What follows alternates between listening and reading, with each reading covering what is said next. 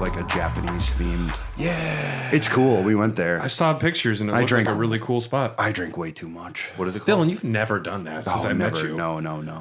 Dude, I remember when I saw you sober one time. Oh, yeah. Well, That's the only part. That's all I had. that one I mean, time. I'm sober right now, so I guess that add that to the list. Speaking of. Tyler, we're good to go whenever. All right. Welcome, everybody, back to Hair of the Dogcast. Hair of the Dogcast is a proud member of the Tokyo Beat Podcast Network. Make sure to check out all the other amazing shows. For those of you who don't know, we are a podcast about beer and video games and beer. Yeah, it's true. And sometimes our forefathers told us that. Sometimes hard seltzers. Did we say our two fathers? Our two fathers told us that. Our two fathers. I have it tattooed on my back, Steve-O style, like 10 Commandments. You have Josh tattooed on your back? Yeah, saying... Yep. Say, yeah, dude, we rock. Yep. And he's got the Michelangelo. Like Who did he meet? I saw on Instagram. Who did he meet? Josh was hanging out with Flava Flav the other day. What? How much money is he dropping on these tickets? This is my biggest question. Josh's cousin is one of the coaches for the Bucks. Right. Josh doesn't spend money on these tickets. God. He was hanging out with Flava Flav. Flava Flav was in town, and besides Montel Jordan playing the other night at a Bucks game, Flava Flav was there, and Josh got a picture with him after the game. Montel Jordan? Yeah. Who's Montel Jordan? Is he This is how we do Oh, it. okay. Bam, All right. bam. And apparently other songs. Apparently. Nah, he's just got the one. It's amazing that a person can be boiled down like, you know how you get your 15, everyone gets their 15 minutes of fame in life, generally speaking, good or bad. It's really funny when it's like, you're like, I'm a pretty good musician. I made a lot of money off of this song. And then that's all people, they'll shout it at you on the streets and like. And I've said it before, but Sir Mix-a-Lot has said he loves Baby Got Back because it bought him a house. Yeah. Yeah. The best thing that could ever happen to a song, like a song you write, is that it gets played in like car commercials and sporting events. And once you break in there, you're like, just pay me money forever. Just if you collecting royalty checks to the day you die. If you have one of those songs that if it gets played in a bar, everyone starts singing along, that's not really a bad rap to have, honestly. No, unless you want to make new music and you have a new album and they're like, can you just play the safety dance again? Well, I forget the guy's name, but the guy from the Eagles that sang Take It to the Limit. He had he had that higher voice and he could really hit those high notes. I forget his name all the time. I have so many Eagles records. At one show, he refused to play the song. And Glenn, the lead singer, was like, you're playing the fucking song. It's what people came to see. It's our number one song. Yeah. You're going to play the fucking Take It song. to the Limit is really their number one? At the time, it was. Oh, I guess so. I'm Brad. I'm Dylan. I'm Tyler. And Brad, what are we drinking? Well, our beautiful, wonderful friend Ryan. Look at this.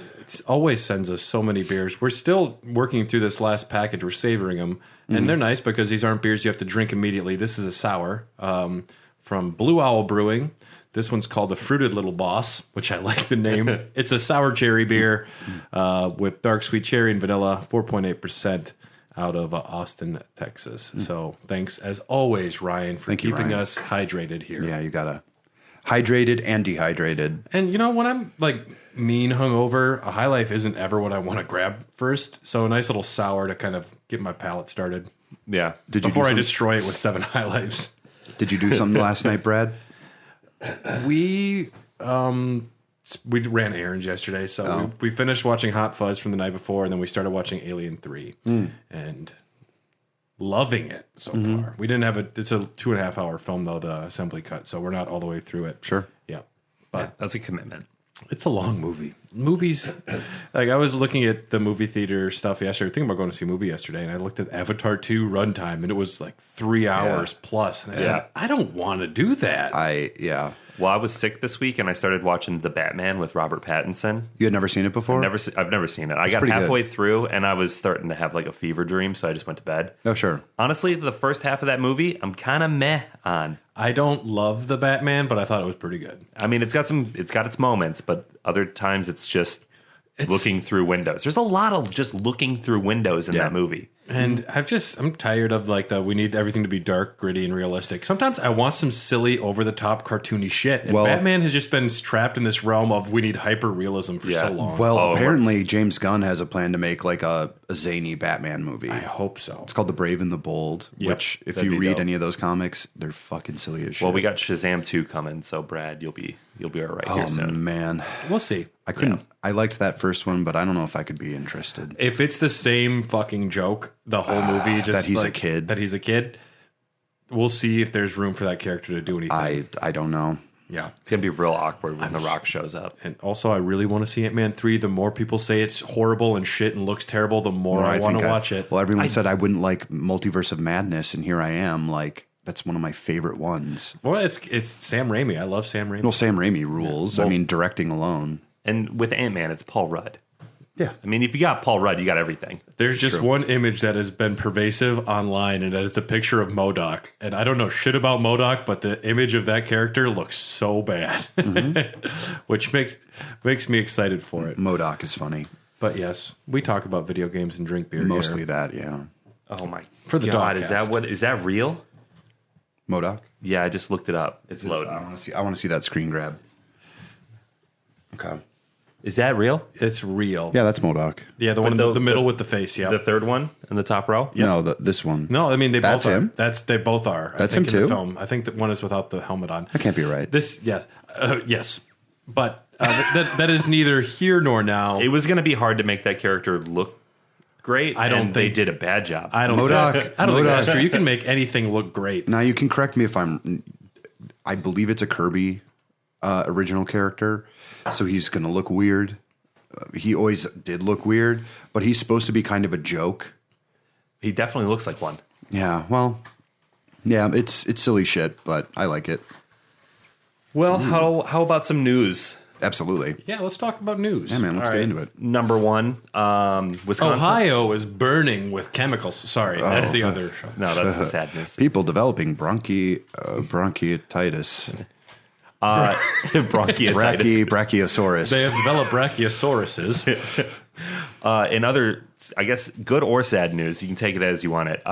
Wisconsin is the drunkest state in America again. There is nothing but pride in that. Yep. No, it's not sad. As Brad said in our Discord, as he posted the link, we did it, guys. Who were we losing to? No, We're not. No, we won. I know, but who were we losing? I think the it's title. that we were crowned again. Yeah. Oh, that's a little misleading. It sounds like we lost it, and then Oh, no, we are the drunkest state in America for another consecutive year. yeah, fair enough. At this point, we're like Michael Jordan or something. Yeah. We just got the legacy. We have a dynasty going here in Wisconsin for drunks. Yeah. Speaking of drunks, I went to a liquor store this morning to buy High Life for the podcast, not realizing that Siegel's doesn't open until 11. Oh, yeah, that's been an issue. I just showed up at a liquor store thinking they'd be open. Yeah. yeah, That's just assuming. According to research conducted by 24/7 Wall Street, which I don't know what that is, utilizing data from county health rankings, 25.2% of Wisconsin adults drink heavily. Iowa was number 2 with 24%. So we scraped by there. Minnesota, South Dakota, and some other place were the top 5. But we did it, guys. So I feel like... All those are places that I've lived and been drunk in. I said it before, but I feel like one of the Starship Troopers soldiers in the propaganda videos turn into the camera. I'm doing my part. I'm doing my part. Yeah, so way to go, us, as I... Drink. You have 2 beers in I front have of you. 2 beers. Which beer am I going to drink? Absolutely. I went out with some old coworkers and we just ran up. We just met up with them at a bar and there was maybe 15 of us there and we drank every High Life in the bar. They're like, we're out. Really? PBR. How much was that? I've just never, I don't know, a lot. I've never seen a place run out of High Life before. Justin and I strange. went out to watch soccer at like 2 p.m. Yeah. Because it was 7 o'clock in Europe or whatever. Sure. And we drank all the High Life at the bar. Justin had the last one. They ordered more. The delivery actually came about 20 minutes after they ran out. So then we started drinking warmish High Life. Ugh. That's fine. It was good. Tolerable. It's tolerable. Yeah. It's fine. It's fine. In other news, Hogwarts Legacy came out and it is going batshit crazy. Hogwarts Legacy has moved more than 12 million units in the first 2 weeks on PlayStation 5, Xbox Series X, and PC. This marks the biggest global launch ever for Warner Brothers. It also set the Twitch record for single-player games with 1.28 million peak concurrent viewers at launch. Right. And player engagement topped 267 million hours played from launch on February 10th through February 21st. Which is insane numbers. I had to read that like 4 times. 267 million hours played. And needless to say, we support trans rights. Yes. We support all of, like, people should be able to be themselves. But this is proving is that by making a big fuss and trying to stir up controversy, you're just drawing attention to something. I'm not saying it wouldn't have done well beforehand, but I don't think that any of the protests that people were saying did anything to detract from sales. If anything, it just made it something that more people wanted to look at or be aware of. Well, it's the funniest thing when I'm out on route, you go to like a lot of different places, and sometimes like if I know that one of the people I'm giving product to is really into video games, they started talking immediately about how happy they were about Hogwarts Legacy. Like, I asked them if they knew about the controversy. They didn't. They have no. They don't keep up with these things and the politics behind all of it. And while I'm not going to buy it, my wife, who literally has a Harry Potter tattoo, is not going to buy it. You can or can't. It's not going to hurt or add to it. It's just going to be its own thing, no matter what. Yeah, and so many people think that Harry Potter is just J.K. Rowling, and at this stage, it's not. No, it is part of. It's a brand. Now. It's part of culture. Yeah, it's just part of the zeitgeist, and a lot of people with a lot of backgrounds worked on that game. And there's characters in that game that are representative of multiple kinds of people. I've played it. There is a ton of representation throughout the game of different genders and sexual persuasions. Sure. So, and that's great. And I think, J.K. Rowling has stupid money for the rest of her great grandkids. You're not going to hurt her. You're not hurting her at all. The only people you're hurting are hardworking video game developers, and I mean, we fucking support everybody. Yeah. Right. No, but if you feel like that is going to be your placebo, not buying it. Yeah. Then, and if your morals direct you to that, that's fine. I also don't judge people who bought it. I really don't. And I have trouble. I don't like when people, first of all, I don't like when people tell me what to do at all in any given situation. So yeah, make your own decision. But it's also like, it's not actively hurting me. It's not actively like doing anything to really hurt the people I like. I mean, you can go right to politics for that, where they're banning drag shows and shit. Like that's the stuff you should actually be focusing on, not your media content, because at some point it's a poor excuse, in my opinion, to make this where you finally make your stand. It's like there's been so much Harry Potter shit in the past forever, and now they're like, wait a second, a video game. Yeah, it's this is the hill you're going to die on, when literally they're trying to roll back everyone's rights. Well, let's start there. Start hating politicians before J.K. Rowling. Yeah, and hate politicians above everything else. Yeah, always.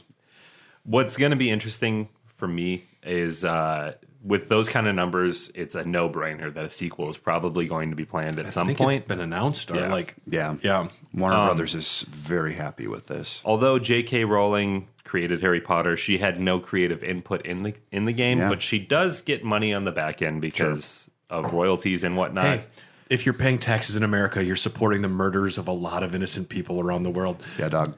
Just so you know, I mean, there's a lot of hills to die on, and you can if you think that you're not paying $70 for this game is going to help that, and that makes you feel okay, I say go for that. I think honestly, that's what people I know are doing, and that's what people I respect are doing. But I also Tyler, you have the game. Yeah. I can't judge you for it. And honestly, I wouldn't put anything against you because of it. Because how dare you celebrate your childhood nostalgia and Harry Potter, relive a world that you enjoy? Have you stopped watching every Weinstein film? I can't. Sorry, Tarantino's out the window now. Yeah, I have too many Tarantino films to stop watching Weinstein films. But if you're really going to break it down and you're going to, this is frankly, to me, it's kind of corporal punishment. It's like one person did something bad, so everyone else has to fucking deal. Yeah. Like, sorry, no more Daniel Radcliffe. He played Harry Potter. It's like, it's a lot of people and it's a lot of things. And yeah, we support you messy, making your own decisions too. Like Dylan said, I have no desire to play this game for a while, but when it goes cheap or on Game Pass or on sale, I'll check it out probably. Because I do. If you buy it used from GameStop. I read all those fucking books. I watched all those movies and I loved them. Sure. Yeah. And the game is great. Cool. I'm having a lot of fun with it. Yep. Yeah. I think that's kind of the best way to broach this, I think. And I've thought about it for a while. I'm like, how are we going to talk about this on the Dogcast? And I think everyone's in agreement. It's just like, this is all really silly, isn't it? Yeah, make your own decision. It'll be interesting to see how Warner Brothers deals with the PR nightmare that is J.K. Rowling as she continues to put her foot in her mouth. I think they're going to do some efforts to silence her, because if she's actively damaging the brand in any given way, they could find some legal recourse to be like, you have to keep your mouth shut. There are ways to do that. Yeah. So that would be great if they could do that. Yeah. I mean, I just want her to shut up in general. I don't like boomers anyway, so. It's been a year since Elden Ring came out. Hooray. Wow. And Elden Ring has sold 20 million copies, both physical and digital combined. And Harry Potter's already closing that gap. Oh, yeah. Which is okay. The amount of people that aren't even gamers that are excited to play Hogwarts Legacy. I know. Yeah. It's that big. Yeah. And on the flip side, the amount of people who have never played a From Software game, me being one of those people who played Elden Ring, is another good indication of just how successful these two games are. Yeah. It's sold 20 million copies, and I've brought up the sales about this game from time to time. But the reason I bring it up today is because I read an article on a website that I was calling Kotaku that Brad just informed me is Kotaku. I shouldn't correct you. I should just let you say it wrong. It would have been fun. Kotaku. I agree with the author, Luke Plunkett. He said Elden Ring, a tough as nails action RPG that's basically a single player experience, is making one hell of a point, going out and selling 20 million copies in 2022 and 2023. Yep. It's showing publishers and the people who control their purse strings that not every video game released in the modern age has to be a forever game, a live service time sink that not only demands our constant attention, but is constantly asking for money while doing it. Yeah. And imagine if there was like loot boxes or weird random drops or legendary items in Elden Ring. Oh my God, it'd be so bad. I would die. Speaking of that, like this, we were talking on the Discord about the Suicide Squad game, Which is my next topic.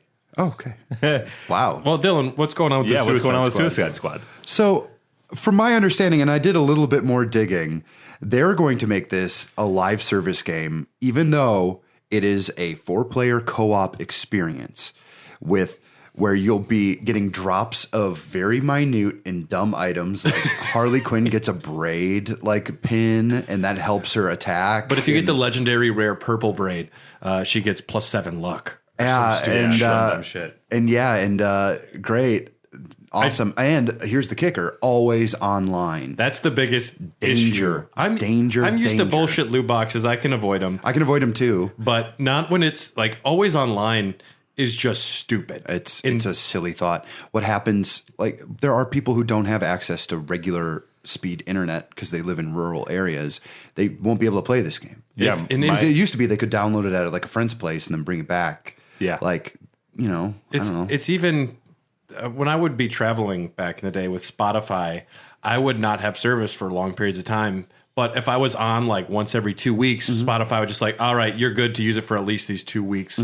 And why couldn't they just have like just log on once a month to make sure that if they need to make sure you have the rights to play the game? I still think that's stupid. Yeah, especially if you buy it physically. Well, that's what Game Pass does too, technically, and also with games you've bought. Sometimes if it doesn't recognize that you've logged in, it will not let you play the games you paid for, which is something I found out when my internet was down.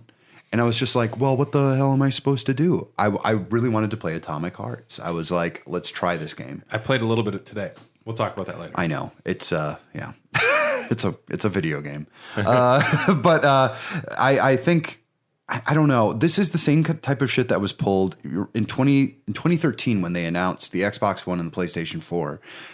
people started booing at the prospect of this.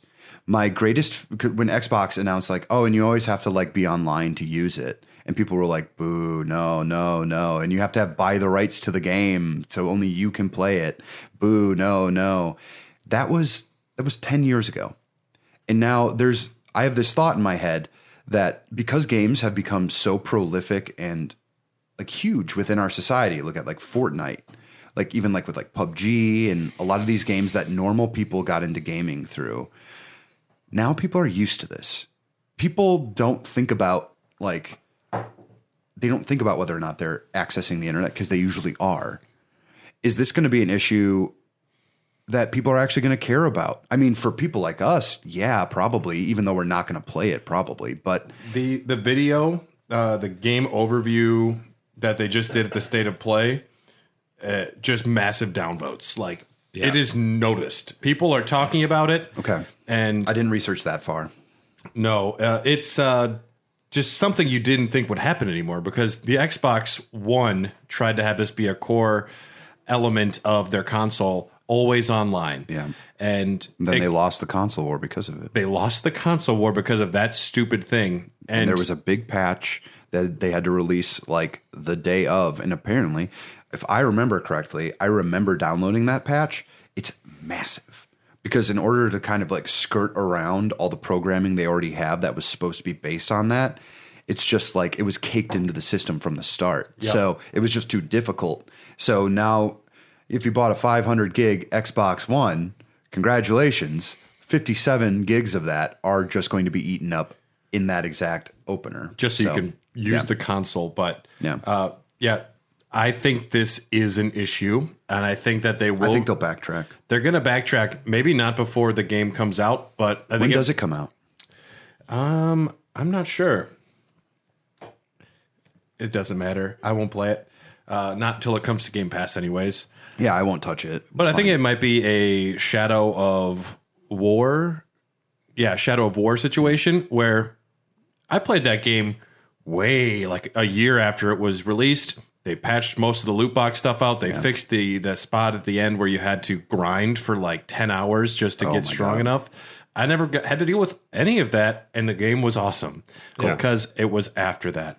So, I mean, maybe that's what will happen with this. I imagine the game will come out. They're going to get all their initial money, and then they're going to want all the extra money they missed out on. So they'll change it, they'll patch it, and then that's my prediction. But this is a PR nightmare. And also, I just saw a picture of Captain Boomerang holding this stupid neon green gun, and I guess every character will be able to also have weapons outside of their unique skills. Sure. And that's where a lot of the loot box stuff comes in, and just look like Fortnite threw up all over Arkham Knight, and I don't want that. I watched the trailer that they dropped, the 15-minute, and I doubt I'd play this game even if it was free. It just does not look appealing to me. Well, I would only play if I had a dedicated like 3 friends who would want to do that with me because I'm not playing with randos. Well, they say you can play it single player. Yeah, but then why be online all the time? Yeah, what's the deal? You're not actually like what are they trying to scan with that? Well, I mean, Rocksteady makes some of the best like single player story driven experiences based around superheroes. So let's force them to make a multiplayer co-op loot shooter that's not at all anything that they're used to making. Ooh, and a third person one at that. And the fact that it is a loot shooter, like not the most popular genre. I'm so over those games. They should call them first person looters now instead of first person shooters. Yeah, God, I played so much Destiny. Was fun for a month. And then once you realize it's just rinse and repeat, like that's what this game is going to boil down to. Did you play Destiny with the Taken King at all? No. I played Destiny 2 with Forspoken, and I can tell you that's a fun game. But I mostly got good at the single player, so I could wreck house in the multiplayer. Yeah, because the multiplayer is still, it feels like a Halo game, but a little more complicated. Yeah, the guns are good. Yeah. So, in my opinion, if it looks like a duck, quacks like a duck, it's a live service game. So that's a good saying. I like that. I like that a lot. So fuck them. Yeah. Next up, GameStop. So Brad, you said you've seen PlayStations in the wild at like Target and whatnot. Rarely. I think I've seen 3 or 4 PS5s in the wild now. I saw one. I've seen them now, so it seems like they're becoming more common. But this has led to a problem where GameStops are now getting robbed for PlayStation 5s. Polygon stated that nearly 30 GameStops have been robbed in the last month. While, and fuck it, I'm just going to say, Gotoku reported a northeastern Pennsylvania store was robbed of 10 PlayStation 5s. So how do you combat this? GameStop has the perfect plan. A $5,000 reward for catching thieves. So if you don't want to play Suicide Squad, Kill the Justice League, and you just want to be Batman Vigilante in real life, just go find some thieves who are stealing PlayStations, beat the shit out of them, get it back, collect your $5,000 No, I reward. think I don't think that's how it works. I think it's literally if your tips lead the police to them. Oh, no, I'm saying you put boots on the ground. You go get them. Oh, okay. Well, I've always wanted to be a masked vigilante, and you go get 'em back. this is the hill I'll die on. How dare you take money from giant corporations? Bad. Dylan, you just killed that guy. I just want to go after disenfranchised people who are just trying to make cash. Yeah. Cool. Yeah. And you may be asking yourself, 10 PS5s is worth $5,000 too. It's true. that's true. Yeah. Yeah. And you might be asking yourself, but GameStop, aren't you laying off a bunch of people again? Mm-hmm. They are. But they could still afford to give out $5,000 if you decide to be a masked vigilante. There was a TikTok recently that went viral by a GameStop manager who recorded her store just being empty. Everything's marked down on clearance, and the comment section went wild. The video has 6.4 million views. It's empty because people aren't showing up anymore. No one is going to GameStop anymore. And the comment section was just a graveyard of common stories about how their managers are being laid off. Everything is discounted. Nobody comes into the store anymore. Black Friday, one person said they had 2 people come in on a Black Friday. I remember when I was a kid, Black Friday at GameStop, you had to go massive. in with riot gear. It's tough. I mean, physical media is It's on the downtrend. it's on the decline. They're going to have they're going to have to well, that's the whole thing. For the past 10 15 years they've been becoming specialty stores where you go there and it's not just video games anymore. It's dumb Harley Quinn statues. It's Naruto ramen bowls. It's Naruto ramen bowls. It's dorky t-shirts that some people really still love. $300 Kratos Mjolnir hammers and stuff. And I know he doesn't have the Mjolnir. I just vomited out a weapon. That's fine. Don't worry about it. The Leviathan axe. There you go. Oh, I was thinking Thor's Mjolnir. Well, yeah, they got Marvel stuff, DC stuff, anything that's in the zeitgeist, really, at all. I've been playing so much Ragnarok. Just Your brain's melting. my brain is a bunch of soft J's right now. Yeah, I'm feeling quite the same way in a couple games. I just thought that was interesting that they're going to offer a reward because A, that seems really reckless, and B, you don't really have the money to be spending. $5,000 is a drop in a bucket for a major corporation. I know, but it's a bad look. Sure. For a company that already has a bad taste in a lot of gamers' mouths because you gave me $12 for my used copy of a game and turned around and sold it for $80. I got 13 Sentinels Aegis from for $5 there. I have good taste about GameStop. That is, yeah. I mean, when the deals hit. I got Jackbox brand new for the PS4. Jackbox 7 I'm for just not looking hard enough. $5. No, everything is discounted there. Go buy some games, man. Honestly, yeah, I've found some of the best deals ever. Sometimes I'll wait to buy a game and I'll be like, yeah, let's take a look at what GameStop has in store for me. I'll be like, oh, okay, yeah, I'll get that. Yeah, I don't know. I still like GameStop. I kind of like the experience of GameStop, but you have to pad that experience by immediately expressing that you don't want sales pitches. If you tell them that, listen, hey, I'll give you 5 stars on whatever you want, but you cannot start pitching me a bunch of stuff. And I've done it at several GameStops around town. They the few times I go in there, if they recognize me, they don't do it anymore. People, I give a very specific look when I go into those places and no one comes up to me. You have to have a hard look. You have to look like you're I'm here. I'm buying Minecraft for my kids. The people that are tough to get rid of are those that want to talk to you about your cell phone plan and pick and saves. Oh my God. Spectrum. And they're aggressive, and I'm like, Lord. And I'm like, no, thank you. I'm fine. And we just walk away. And they're like, but who do you have? I was like, shut up. I've literally, we were at Pick and Save earlier because I had to get some food for later, and I walk in there and they come up to me and I went, no. And they're like, but no. You know what I do? I went, no.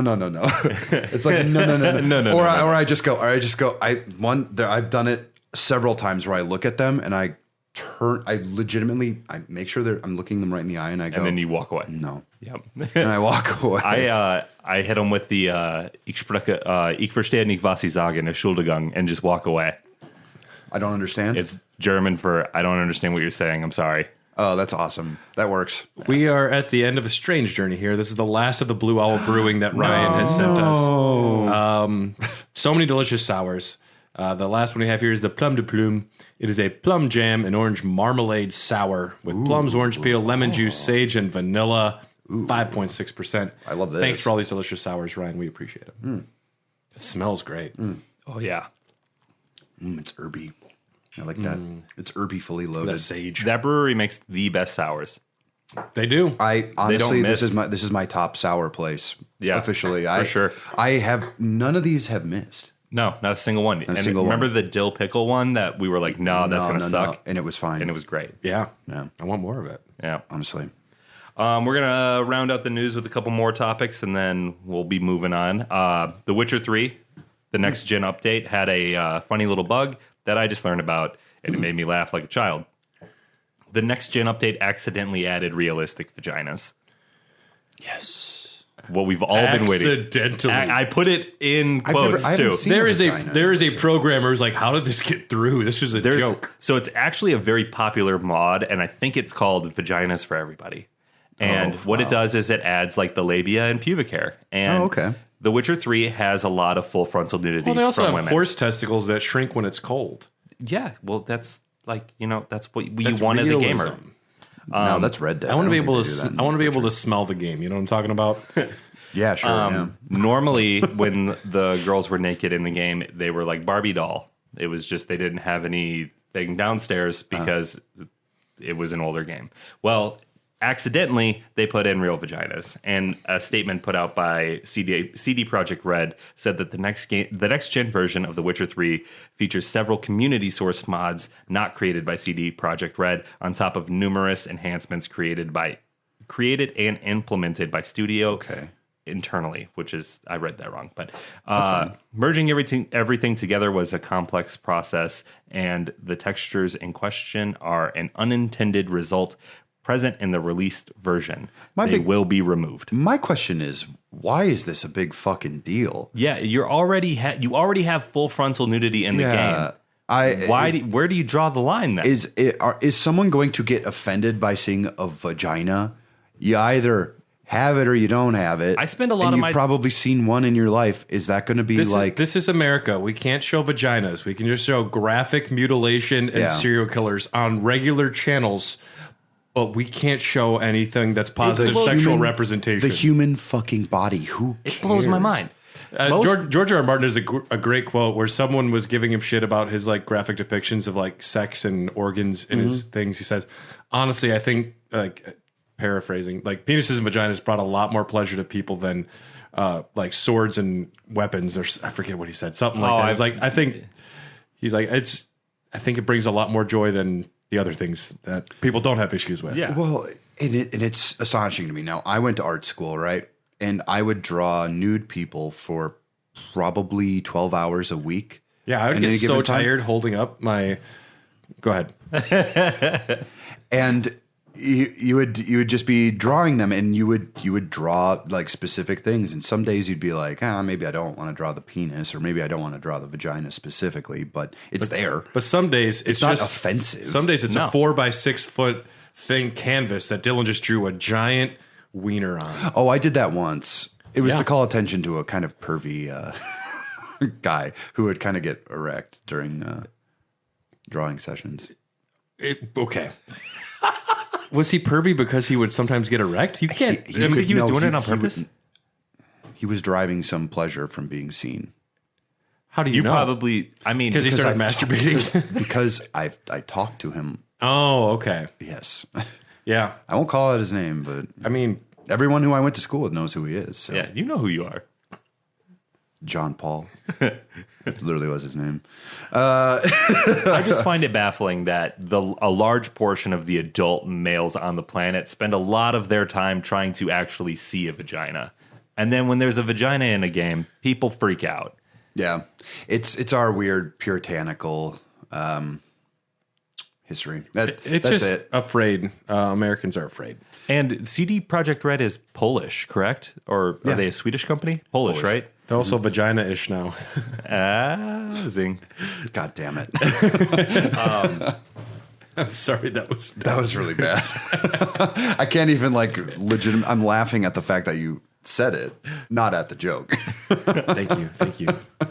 Yeah, so say goodbye to the pubic hair and the labias for The Witcher because they're going to get patched out. So get in there before they nerf the vaginas if you want to see some full frontal nudity. Nerf in The the Witcher. vaginas. Some flaps.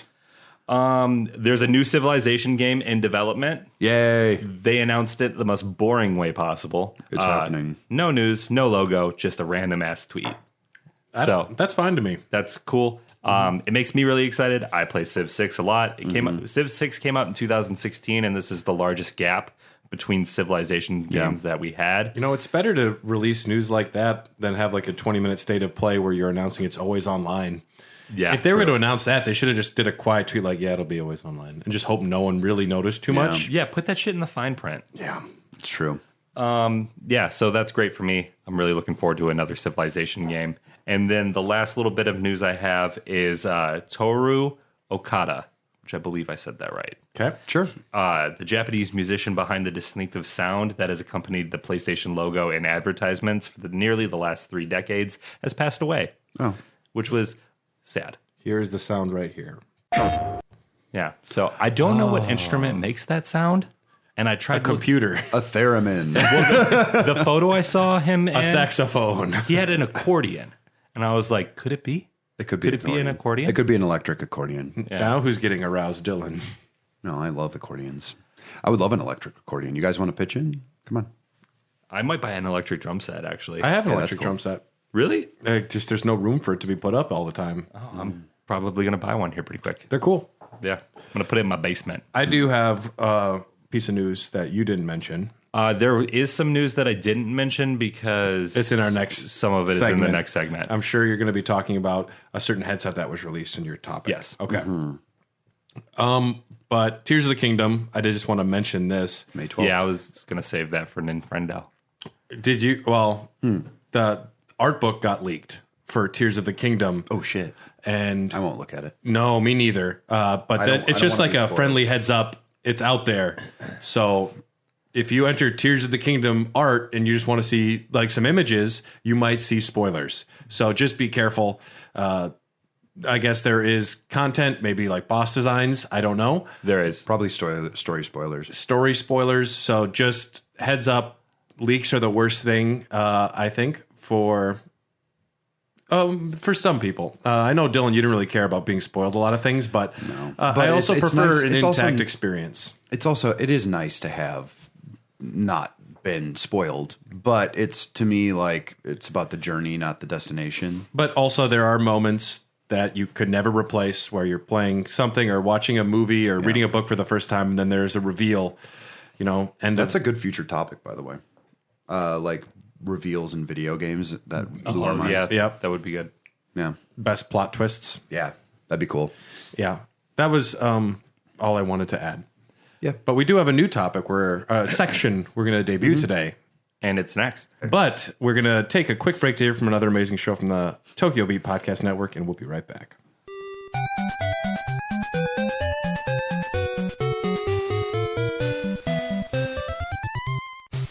Alex, hi, I'm Ray. How would you explain our show No More Whoppers? Are you a nerd having trouble transitioning from your 20s to 30s to 40s and beyond? Age with us, not at us. I'm already gray. Are you tired of the man keeping you down? If you see something, say something. Do you enjoy the family computer? Capsule computing. We got them all.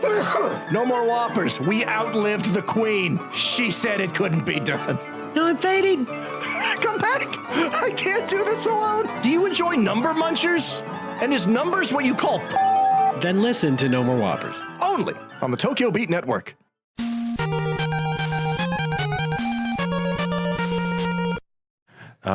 We didn't really can't come up with a title for the thing at whole, as a like the whole. console critters. The Console critters.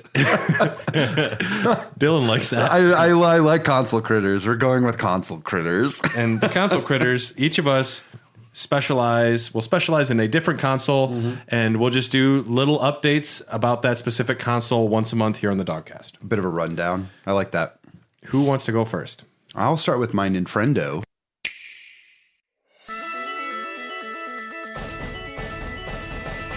Because you've always been the Ninfriendo a little bit. I've always been the guy who's I'm very Switch focused, even though I play a lot more Xbox these days. The Switch is like kind of like my baby. It's my favorite console of all time, just for pure accessibility.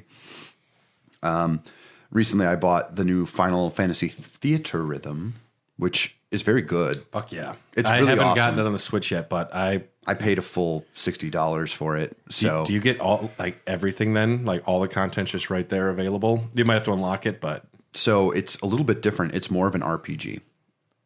You play through the series, and your characters get like abilities and stats, and pairing them up with three other like characters from across the series. You go and you run through and you have them fight, but it's all based on how well you're criticaling on the movements and all that, which it functions really well on the Switch. I wish I had a stylus.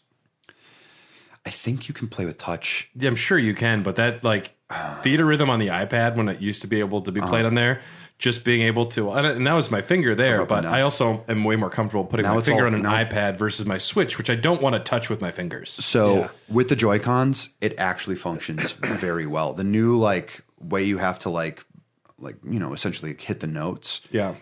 It's really good. Okay. And it functions very well. It's complicated. It's responsive. I love it. Like it's kind of my before bed game now.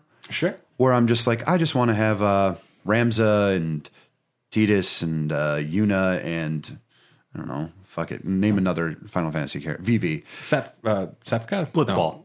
Kefka. You can have Kefka on your team. Oh, yeah. You can have the villains. Blitzball. Teach us how to blitz. Yeah. It's really good. I fucking love the Theater Rhythm games. I don't think that this has as much content, and I don't think they have the rights to the certain songs that are sung. You know, like Eyes on Me, Melodies of Life. Suteki Dane. That one's in there. Yeah. But oddly enough, those other two are missing, and those are the most famous songs of each of their respective games. Yeah. I think you can buy like a big edition where you can have like Chrono Trigger songs. Do they have the Strangers of Paradise in there, though? Because that's the only thing that I care They about. don't, surprisingly. Yeah. Very surprisingly. They have got Crystal Chronicles now. They've got, what else? They have the Final Fantasy VII Remake. Okay. That's in there.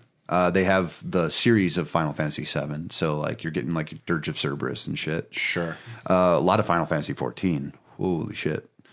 Yeah, I recommend it. It's one of those games, though, where it belongs on an iPad. It belongs in a museum. It belongs on an iPad. So, Nintendo had their Direct, and it was a pretty extensive one. 40 minutes. 40 minutes I forced my wife to watch with me. And because I'm like, I saw it before, but then I'm like, I have to rewatch this for the podcast. She's like, okay. How many of those minutes were good minutes? Good Dylan minutes. You know what? It was pretty good all the way through. Okay. There were some like, I don't know, fuck it kind of things. I'm like, great, all right. Because Nintendo's always like, announcing ports of stuff and claiming it's like a new game. And you're kind of just like, I guess. That's and now cool. for the Switch for the first time, Super Mario World. Yeah, Wii U Deluxe Edition. And you're like, cool, yeah, great. It opens up and I got excited immediately. Pikmin 4. It's set to release in July. I love the Pikmin games. Yeah. I'd be happy to lend Pikmin 3 to you guys. I have it physical. I probably want to start at Pikmin 1 if possible. Not on modern. GameCube. Oh, yeah, you could. Pikmin 2 is very hard to find. Okay. Is that a Wii U game? That is still a GameCube game. Okay. Pikmin 3, that came out like 10 years after Pikmin 2. I've never played a Pikmin game. Me neither. I think, Brad, you would get a lot out of it. Tyler, I'm not so sure about. I mean, I know you pretty well, but I don't know. It's hard to say. Yeah. I'm excited for it. There's a little doggy creature that I comes did along see with a you. clip of it. The dog brings a bell. It looks absolutely stunning. That game just looks buku good. They're introducing ice Pikmin now. I don't know what that's going to do, but it looks like you can freeze water. That's cool. I enjoyed it. I don't know what did you guys think about Pikmin 4? I don't remember seeing this. I watched. It was the first one. I missed might have that. made I it. jumped in after I got home from work, and I got in maybe like 10 minutes in, so I missed that. So that's coming out on July 21st, and it's going to be a day one purchase for Dylan. They revealed some new Xenoblade 3 characters. I dropped off that game after I beat it, and I don't need more content right now for that. I might come back in. They also announced the release date for Kirby Return to Dreamland Deluxe. Yikes. February 24th. It's out, baby. Oh, damn. Yeah. That came and went. And Return that to Dreamland game- is a great game. It's the first 7 times I played it. Did you really play it? Yeah, I played it. a good one. Especially for Kirby Christmas, I went and did like a little refresher. It's a good game, and they've got like a new mode where you're Megalore. And I don't know, man. After playing Forgotten Lands, it's really hard to get into Old Kirby? old style Kirby game. It's Because not I even had new. It's not even new old Kirby. It's just like the same Yeah. game. Just like it's a spit shine. It's literally rezzed up and given some better textures. Yeah. That's it. And now it's HD, I guess. That's a plus, I suppose. Whatever. Yeah. Whatever gets your goat going. I mean, Nintendo's going to brag about anything they do, even if it sucks. Yeah. Or is middling. They're going to be like, hey, check this out.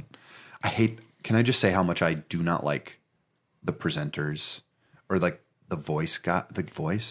No, I like the presenters. I'm talking more. Coming to the Switch. Coming to the Switch. And I kind of talk like this. Do you like pink circles? Well, you're in for a treat when Kirby returns to the Nintendo again. Have you played this one 10 times? Oh my God. Do it again. As Megalore, he plays like Kirby. Coming to Switch. We've got Samba That's de great. Amigo Party Central. What? Imagine Samba de Amigo like the boring version or something. All All those games are party games to me. It is a sequel, multiplayer online and offline. It has modes that make it feel like Just Dance and Beat Saber. Beat which are Saber interesting. is so fucking Oh, I fun. know. It's I cool. love me some Beat Saber. Oh yeah, dude. They expressed, it's full of all new songs. 42. That's it. It's just 42 songs. That's a solid I don't think so. I don't know for how a start. Theater 'cause they Rhythm. can add Theater to it. Rhythm had 200. They Oh, also then, yeah, no, have then you music. downgraded. I mean, are these original songs for Samba de Amigo? Or are we doing like Some a of them are Guitar Hero licensed. thing? I believe. I believe that some of them are licensed, but Guitar Hero still had a pretty hefty. It wasn't until like Guitar Hero 3 that they actually had the real songs. Everything else was like yeah. a cover or It was like covers, music made famous by Nirvana. The worst song selection for any rhythm game ever for me is Donkey Konga. I love Donkey Konga. Horrible covers of your favorite songs. All the small things clap to Nothing like I like the controller just fine. Did you play It is the Raw Dogs logo. Did you play Jungle Beat though? No, I only played Jungle Donkey Beat. Konga. Jungle Beat is a legitimately good video game. Yeah. We have Fashion Dreamer. Okay. Now we're into my territory. Okay, Here. yeah, it's a Nintendo exclusive. You design and wear outfits. Take on your that, custom PlayStation and character. Xbox. And then you walk around a 3D environment where you judge other people's fashions, and you can. That's get their called going to the fashion. mall for me. Your outfit is so 2000 late. Look at that guy's butt. Girl, you are pulling that off. You snap and walk away. I really want to film this. We'll call it Fashion Dreamer. We've got Dead Cells Return to Castlevania, which looks awesome. I'm playing this. I have it on the Switch, so it's going to be a download cost, and that's about it. Tron Identity, which just looks like a visual novel. It's set in the Tron universe. Starring Jared Leto. Not really at all. No, he's the star of the next Tron movie. So at this point, I just hate Tron just by principle because I hate Jared Leto so much. Okay. I mean, that's fair. Yeah. I'll die on that hill. Yeah. We've got a remaster of Ghost Trick Phantom Detective, which is a game on the Nintendo DS. I have it on my iPad though, so I'm not going to buy this. Like, and I've got full touch controls. It's great. I've got a stylus. It literally works like that. So, I mean, it's cool. I mean, the textures look a lot better. That's the most I can say. We've got something really interesting. Decapolisa. Polisa? Decapolisa. Decapolice. Don't look to me, Ninfriendo. Takes place in a virtual reality where you solve cases and uncover corruption. And everyone has like these abilities that like they can hear things better or all this other shit. So you're solving these crimes. Cool thing about it, it's a full-on RPG, turn-based combat. Fuck yeah. Love me some turn-based combat. Dude. I like that. And it looks astonishing. I'd play that. Dude, it looks after the podcast, we're gonna look up Decapolice. Okay. Hell yeah. Bayonetta Origins, which I will probably play out of. Is that the one where you play as the little girl? Yeah, And it was also Bayonetta. I remember showing you the trailer live on an episode, and you were just like, "What? Why?" If it's 15, No. Listen, if it's $15, I'll play it. Yeah. That's it. What if they made a novella of Bayonetta? Would you read it? A visual novel? No, A novella? like a novel, like a mini novel. No, it's all visual. What about like candy. a YA novelization of the first game? No, hell no. What a- It's a very mature game. But there was like the 5 pictures of in the very middle that were like all color images of Bayonetta. no. Dang, that was my was big, your selling that was my point. big play. Yeah. You don't man. remember like those I remember books them, used to yeah. get? There'd be like just pictures right in the middle. Stephen King, The Dark Tower. Yeah. Yeah, that had that. Every like couple chapters, you'd get like one really badass, like fully illustrated, glossy page. And Yeah, it was I like like, that. this is what I read for. Yeah. To get to this moment. Yeah. That's why I'm here. I'm a pictures boy, so probably not. Splatoon 3 expansion pass. Whatever. Whatever. These games are going to be these games, and I really like the Splatoon series. I really enjoyed 2 with my time with it, but eventually you max out and you get kind of annoyed with the soundtrack. It's a little bit too glossy and strange. Disney Illusion Island. No. It's a 4-player. It's a sequel to Castle of Illusion. Okay. Nope. Okay. Fire Emblem Engage DLC waves. Who cares? It's fine. Harmony Fall of Reverie. Really didn't have anything to say about that. Octopath Traveler 2, which is out now. I've heard very good things about that game. I have 2, and I liked the first one just fine. And I'm wondering if this is where they hit their stride and that this is actually like... That's what I was reading some Jason Schreier tweets about it. He says Octopath Traveler 2 is to the first game what like the Assassin's Creed franchise became compared to the really? very first game. Oh my God. Where Well, it's- that might be a buy for me. Yeah, just I've heard very good things about the sequel. And he's a JRPG nut, Yep. so that actually kind of rings true. I might play that. Yeah. We Love Katamari remake. Get it if you haven't. Katamari's great. I like that first one a lot. The first one's the second better. one's okay. The second one's okay. It was. I think I had We Love Katamari on the PS Vita.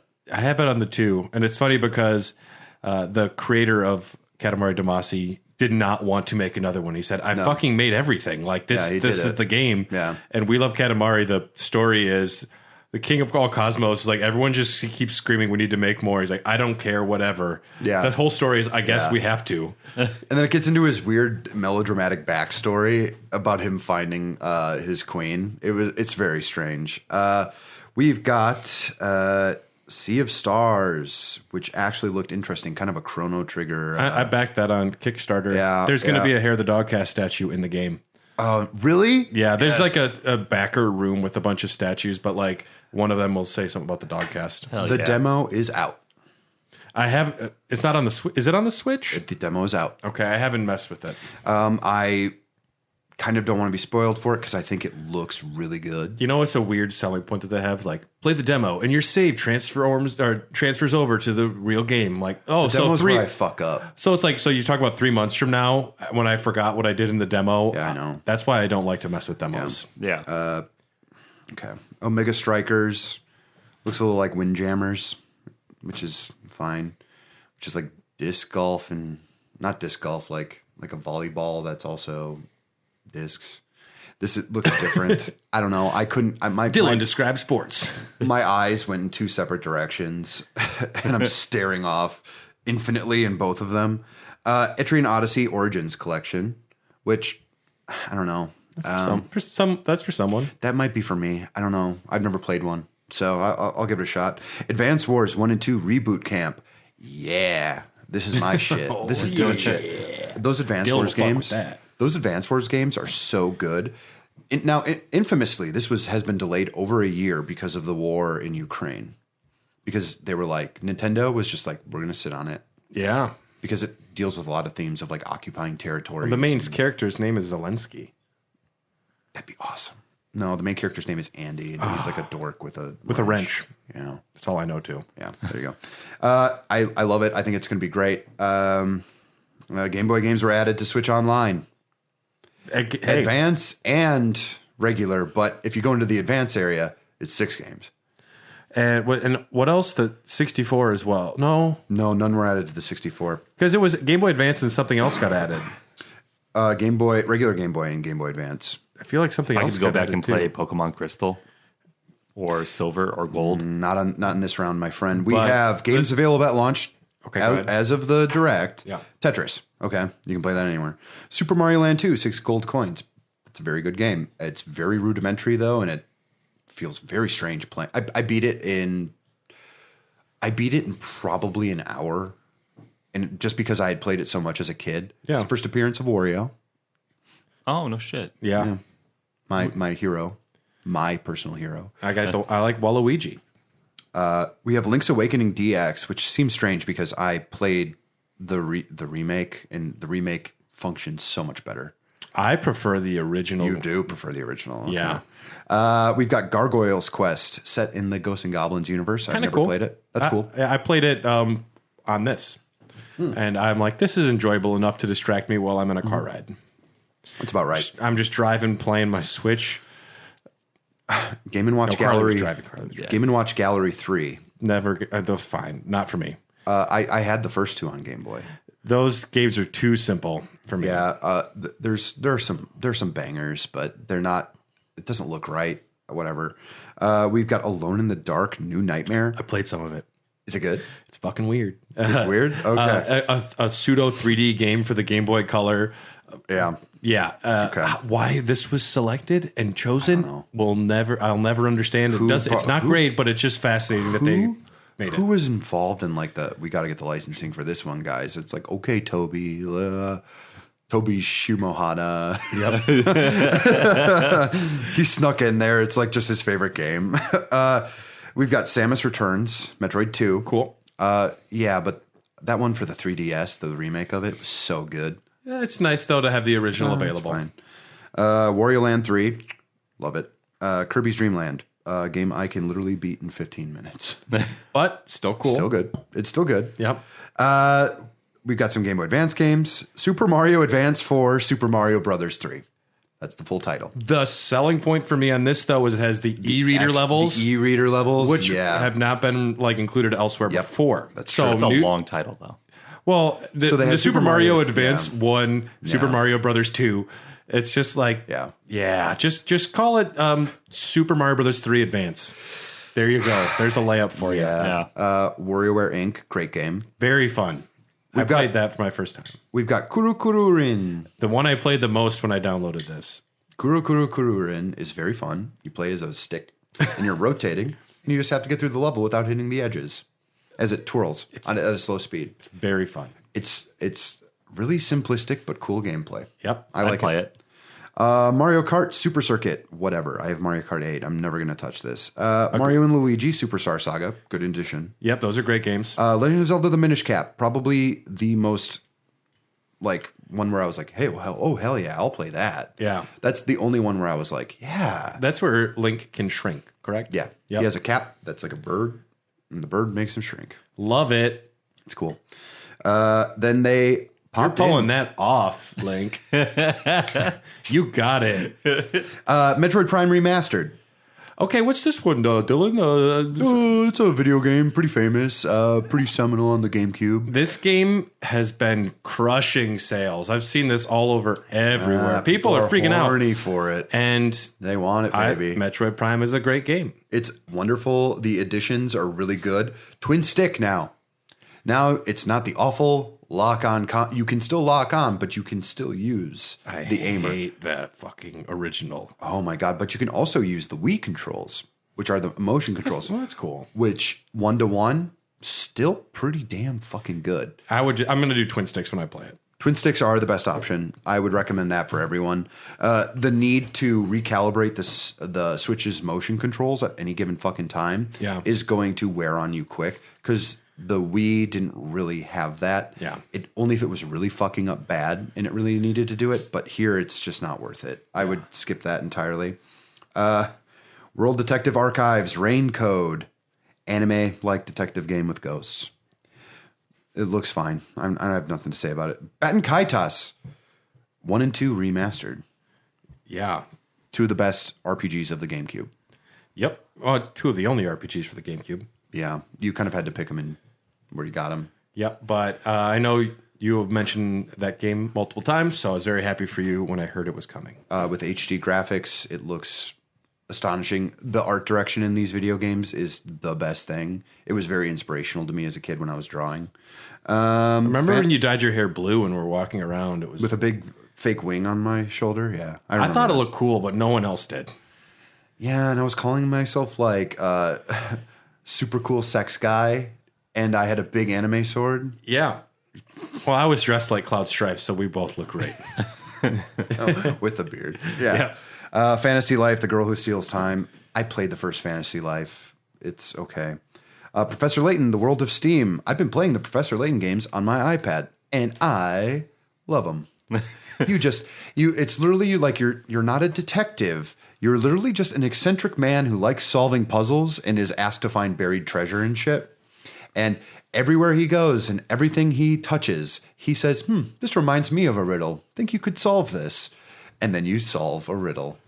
And it's wonderful. If you have an iPad, I recommend downloading the whole entire fucking thing, because I have a blast with these games. I know that Professor Layton hadn't been making an appearance in a while in a new game, so this was exciting, right? Well, there was one that features his daughter, but now they're back with regular old Layton. Cool. So that's what they should have called the game, Regular Old Layton. That's pretty cool. It's not a bad name. World of Steam is a really bad title compared to what the other ones are. There's like the Diabolical Train, the Curious Village. Like, those are cool. World of Steam. Well, maybe there's going to be some like metaphor there we don't know about yet. Sure. As long as I can solve riddles, it's fine. Mario Kart 8 DLC Wave 4, the final DLC for Mario Kart. Cool. It's got Yoshi's Island. I have Mario Kart 8, so that's psyched. I'm psyched. Yeah. Have you downloaded the other stuff yet? No, not yet. I'm going to have to get this because Drafty Seller is having a Mario Kart 8 Are tournament. they going to include those? Well, it's the Switch one, so if I know Josh, then yes. Yeah, better to be prepared. Yeah. All right. And then we got kind of a lightning round. We'll run through this. If any of them pop up that suit your shit, go for it. Okay. Minecraft Legends Blanc, which is out now and apparently is getting middling reviews. Mega Man Battle Network Collection, all of them. Congratulations, it's coming out. Anger. Have a Nice Death. I don't even remember. WBSC Baseball Power Pros. Get a new name. Yes. Work on it. Be better. New Realm for Disney Dreamlight Valley, based on The Lion King. Love it. Yeah. Purchase. Work it. Pre-order. You got it. Snip, snap. Tales of Symphonia Remaster. Very good video game. It looks weird now, but it's worth playing. Remaster that shit. New footage of Legend of Zelda Tears of the Kingdom. Yeah, Link's in it. We got a sword. You're going to fly. You're going to love it. And you've got a car now.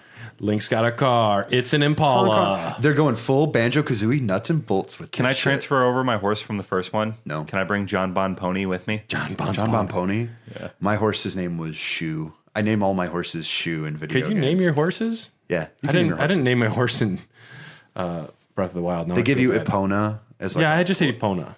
Yeah, but I named my horses. Yeah, Yeah, I John had 3 Bon Pony. horses. John Bon Pony, that's pretty good. Yeah. I wish I could keep the bears. Riding around on the bears is fun. Yeah. Did you know you could do that? No. You should try it. It's great.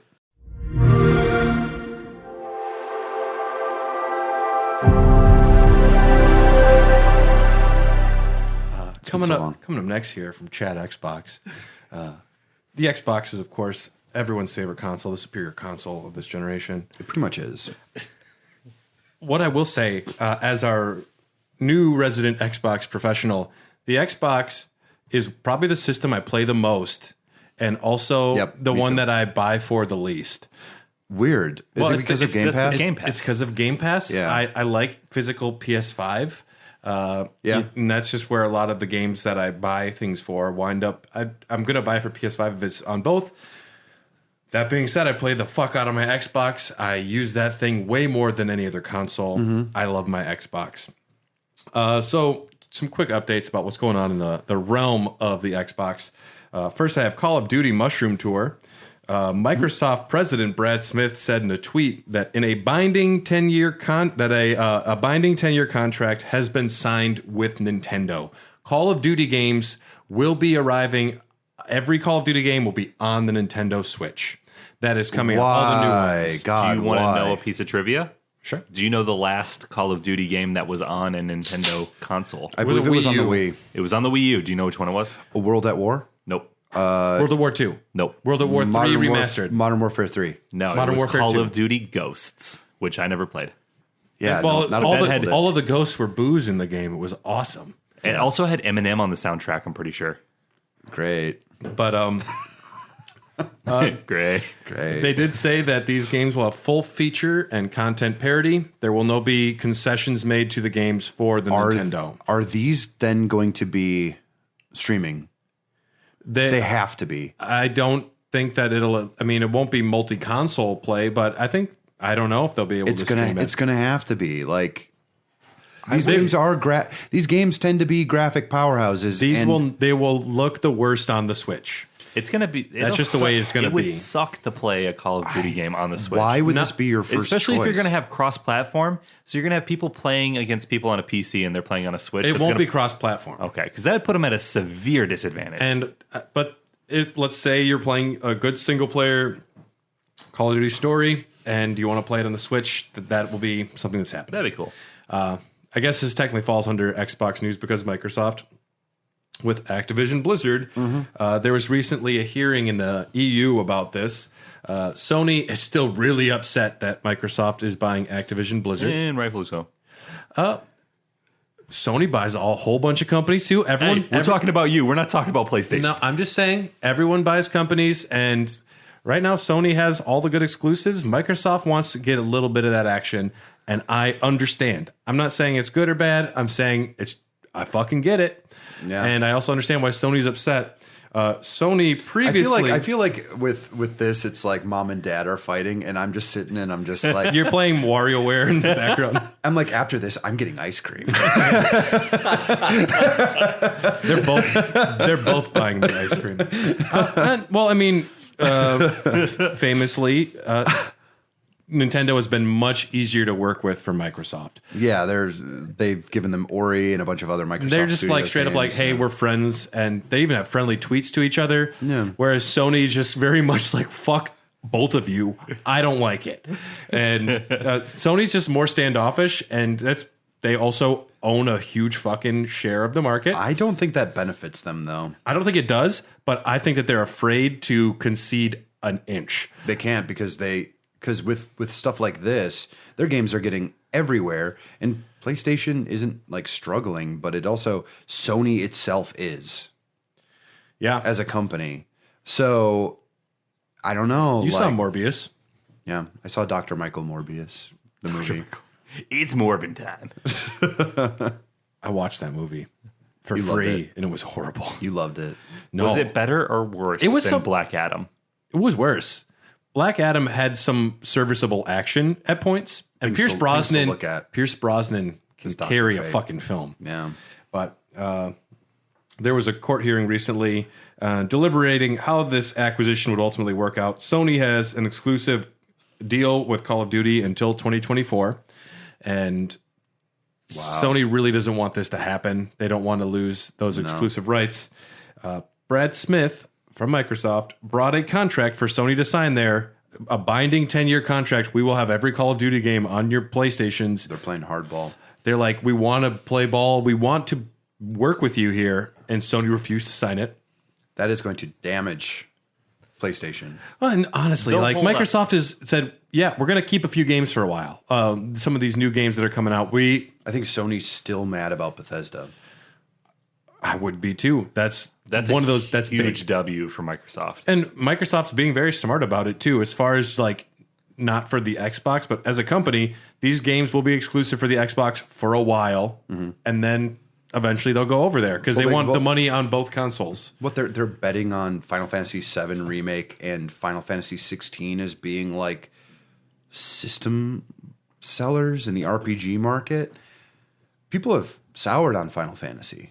Just because you have doesn't mean people have. Who puts out Outer World? That's the people who left. You mean Outer Wilds? Yeah, Outer Wilds. Or Starfield. No, Outer Wilds. The Outer Wilds. Yeah, the kind of campy Fallout tongue-in-cheek game. Oh, that's a completely different company. Yeah, but I don't remember Sony what from going out and getting them. Because they're an offshoot of Bethesda. It was people that worked on one of the Fallout games made that. Eventually, Disney will own all of our consoles, so it's fine. I found Outer Worlds. It's called Outer Worlds. Right, yeah. Because there's also a game called Outer Wilds, which is very good, but Microsoft, though, is still playing nice.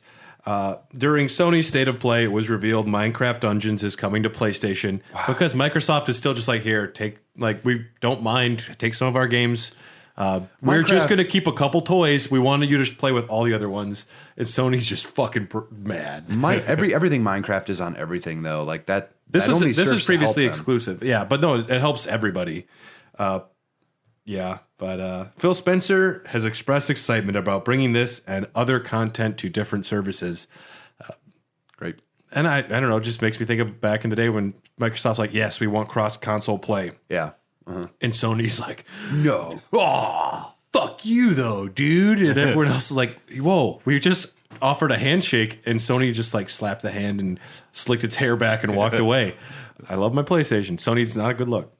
Shinji Mikami has departed Tango Gameworks.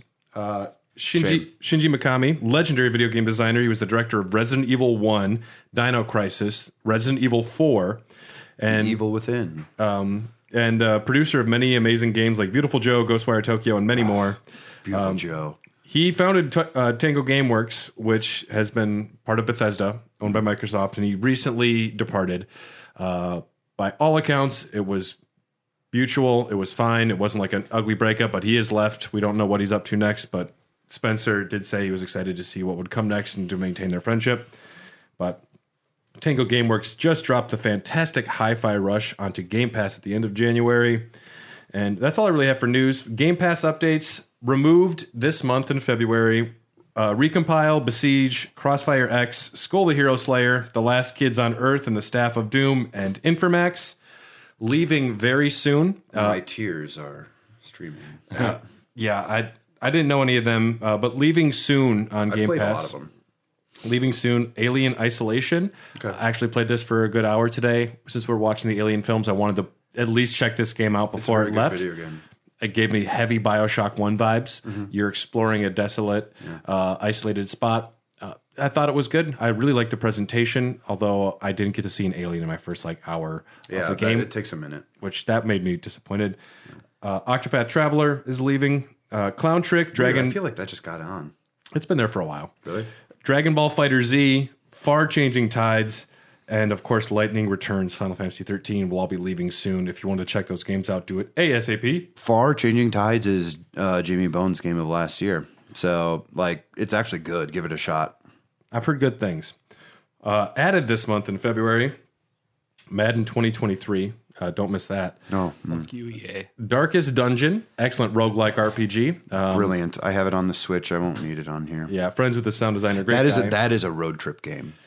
We got Atomic Heart, This is a first-person shooter with RPG customization and stealth, alternate history, Soviet Union, 1955. Some of the worst stealth I've experienced in a video game, but sure. Yeah. Reviews are either mixed or very high, depending on who you're reading from.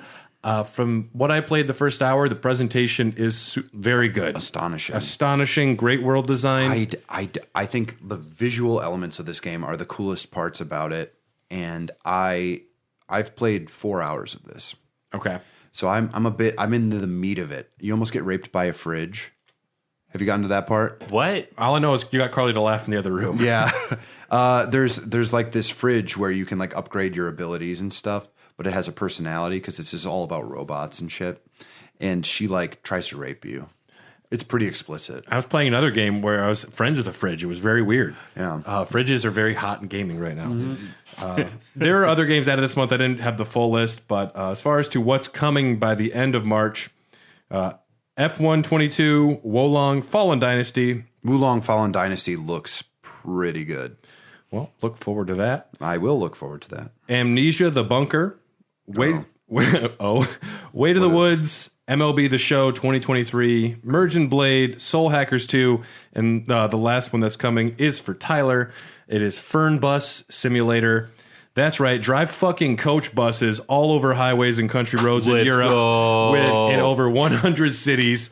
We have to stream this. I love simulator games. We have to stream this. Nothing beats... we have to stream this. For a solid month, I listened to true crime murder podcasts and on my headphones and mowed lawns, just stoned out of my mind. Yes, and dude. it was pure bliss. Yes. That is the happiest I might have ever been in my entire life. There is something to it. It is just getting the job done. And then you get so good at it too, where I get with the weed whacker and I start going through and I'm like, I missed that blade of grass on the other side. I only needed to cut 80% of the grass, but god damn it, I'm gonna get 100. Oh, yeah. I'm down. Count me in. And my Game Pass recommend this month, Hi-Fi Rush. This was kind of shadow dropped at the very end of January. It is a rhythm action game. It's kind of cell shaded. It has a little bit of like a Jet Set Radio look to it. A little bit. Well written. I thought so far it's been very funny, and I enjoy the presentation. It's funny. Yeah. I guess it's got like it's Borderlands humor that I'm really not. It's not grating yet. It's not. It doesn't really get grating. Like the thing that's of great benefit to this game, because I played probably 2 hours and I feel like I'm halfway done. It has some weird syncing issues though. That must be for you, because as someone who plays rhythm games, my experience with the rhythm portion of this was amazing. All of the attack. Okay, that's on your system or your TV. But that's the thing. I was kind of like, you can recalibrate it. Yeah. But it's still like, I was like, listen, I was in band for 9 years of my life. I know how to keep rhythm. If anything, maybe there's a button. The share button is actually dedicated to turning on like a little like rhythm. No, thing you at have to the go bottom. into the options, but they don't let you do it right you don't away. have to go to the options. You just hit the share button. Really? Yeah, on the select button essentially. It pops up a nice little rhythm thing right at the bottom of the screen. Oh, no shit. I had no clue. Well, the music's great, and it's actual combat based on like keeping a rhythm, and you get perks for it, and you deal criticals, right? I generally for free. I mean, fuck it. For free to get sold on like a new game experience, and I just thought the world was like cool. It was well designed and interesting, and I have loved my experience with it so far. So I recommend Hi-Fi Rush. So this is what they've been making instead of Evil Within 3. I'm a little disappointed, but whatever. Oh, okay. Evil Within 2 is the best survival horror game that's They ever are been both made. very good. I really like the first one. The first one's okay, but the second one is such a solid, weird little open world, and it's like terrifying. Ooh, Sebastian's so moody. You said the topic name. I did say the topic. Oh, yeah. I like Sebastian as a protagonist. He's very moody and exactly what a little My Chemical Romance emo boy wants. He's kind of a bitch, yeah. He is kind of a bitch. Speaking of bitches, let's throw it over to our Sony correspondent.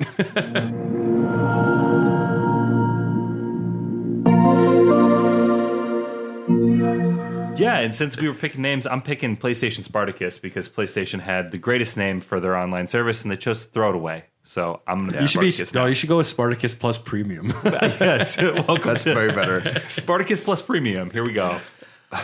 Limited edition. At the top of the PlayStation news is something that if I could do a backflip, I would do one. So about 2 months ago, I was looking for a game to play. I was bored, and I have never played Assassin's Creed Syndicate. Sure. They have a PlayStation 4. It's on Spartacus.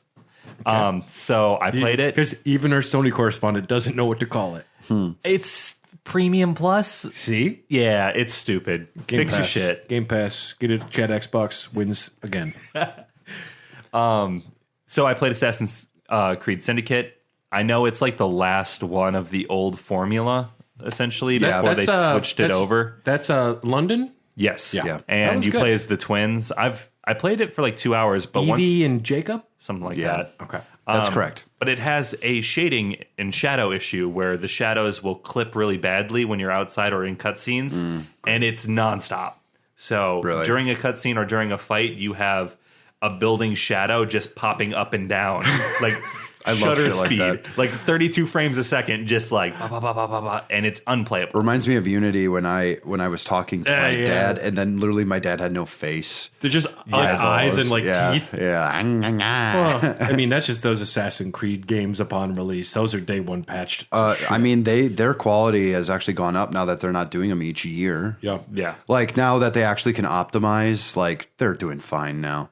Happy for you though, Syndicate. I enjoyed overall good DLC, which I think I got for free. But there's a good Jack the Ripper DLC for that. That one's cool. I really want to play this game. Like I said, I played it for like 2 hours, and it felt like nostalgic at Assassin's Creed. Like it was that old formula, getting frustrated, closer to the trying to run up a Ezio wall. trilogy. Yeah, I mean it's the culmination of that classic style Yeah. before it turned into Origins, which is very different but very good.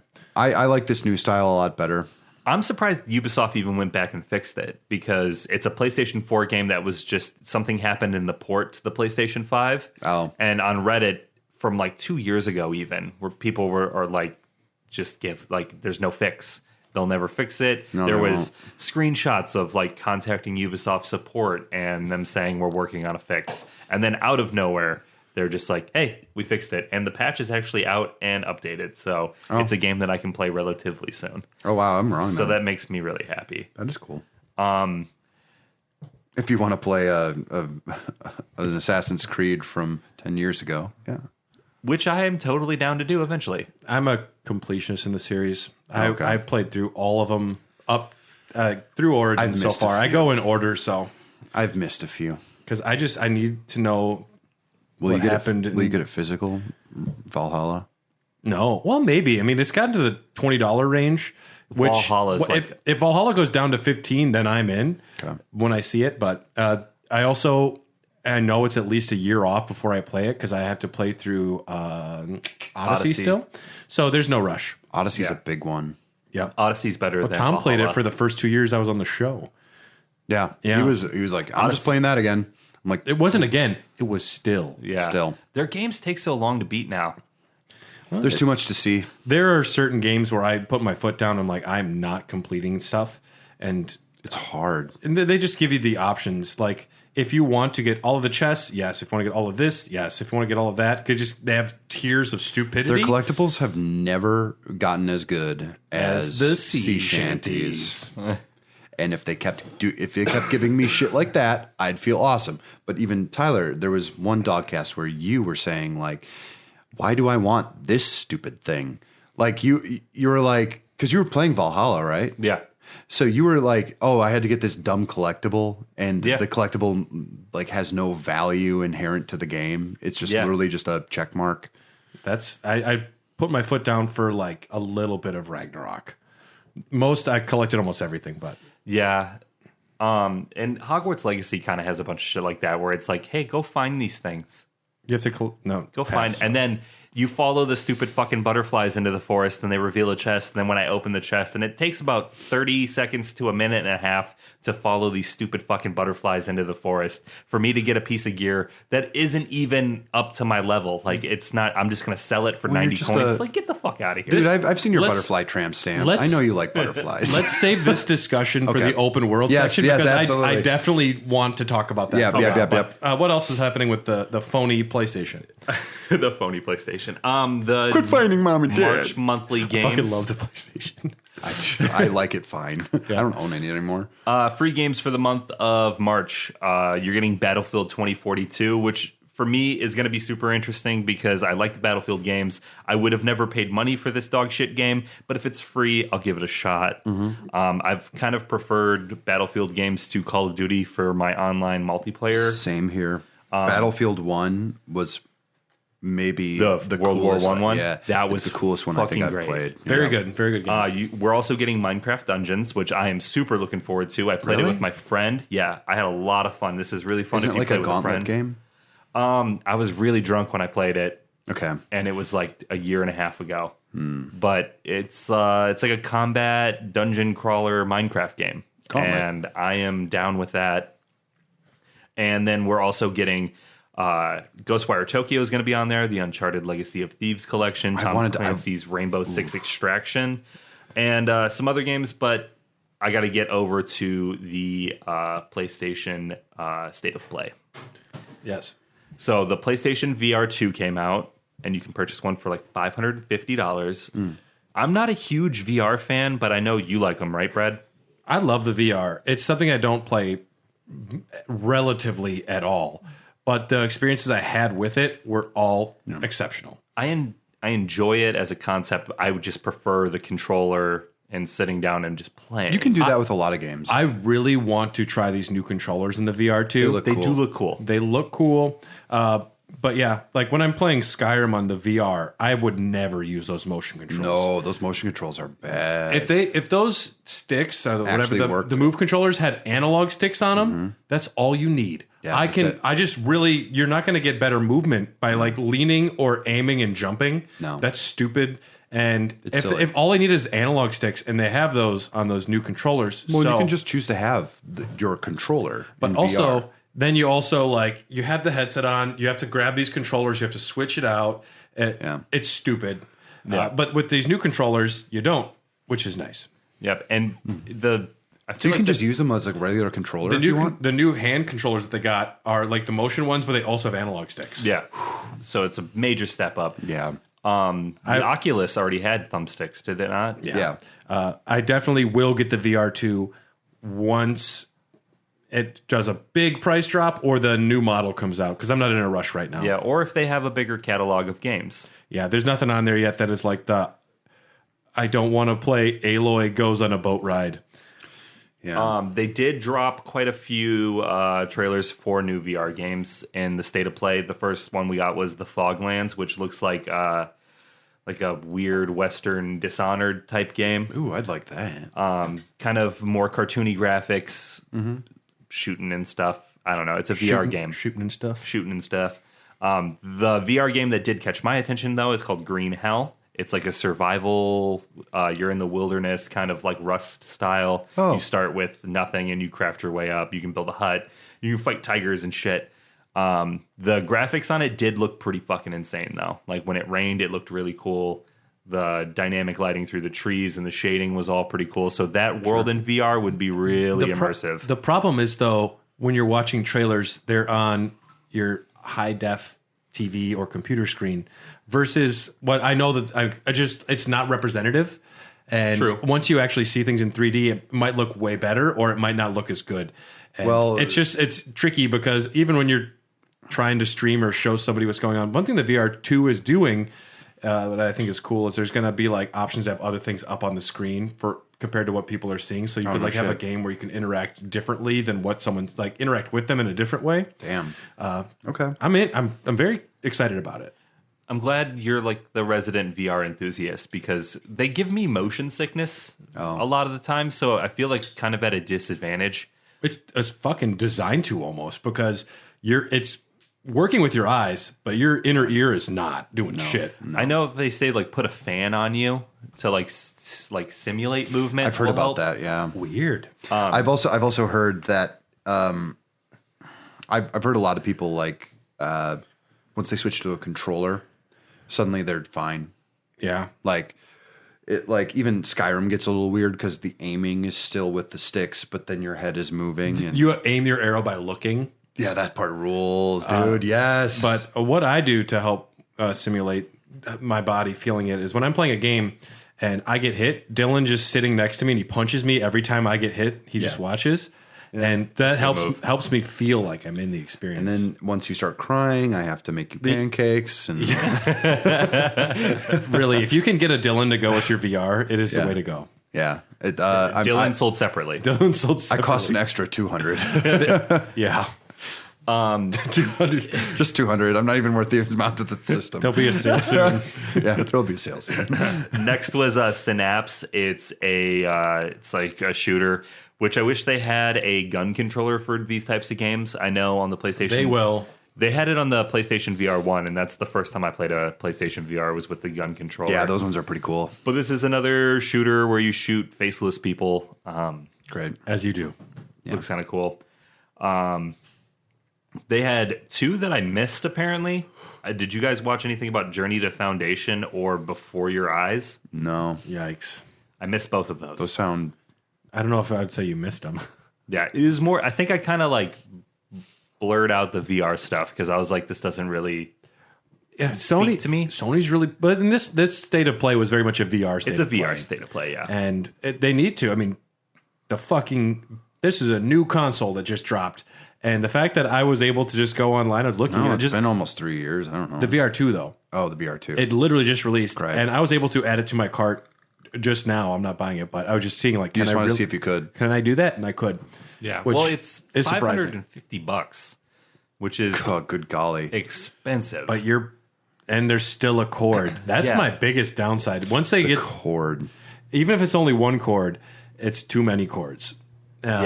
It's too cumbersome, and for somebody who's on the fence about VR anyway, it's nothing that I was even excited to even purchase. And given the fact that like I could buy an Oculus and have total free range of movement, versus a PlayStation with the cord, I'm not a big VR guy, so it doesn't really speak to me. If I bought any of it, I would buy an Oculus. It's just that new Oculus. Compare it with like, your Steam library, and like it just seems like an obvious choice. But Sony is trying to carve out. Oh, and what They're Sony not trying well. Well, what Sony has is consoles are more approachable to your everyday person. You need to have less of an understanding of what's going on. If you have a PlayStation 4, you can use the VR. If you have a 5, you can use the VR 2. Versus illiterate computer playing, like people that don't know about computers, getting that stuff to work for them is scary. Sure. And then it comes down to you're asking the dude at Walmart, what would my kid like? Yeah. And that's why they get a Nintendo Switch, is what the kid wanted the whole time. Well, they my dad coincides my visits with him buying my little brother different gaming stuff so that I can set it up. So not Justin. No, Jacob, the little one. Because Justin doesn't need to. He can buy his own stuff. He could set up his own goddamn VR. He's a grown-ass man. Yeah. Destiny 2 Lightfall, the latest big expansion for Destiny, is a big deal for people who play Destiny. Again, I'm not somebody who plays Destiny because I don't have enough friends. The game's not very fun if you don't play it with people you know. No, I mean, all of my Destiny friends were people I met online.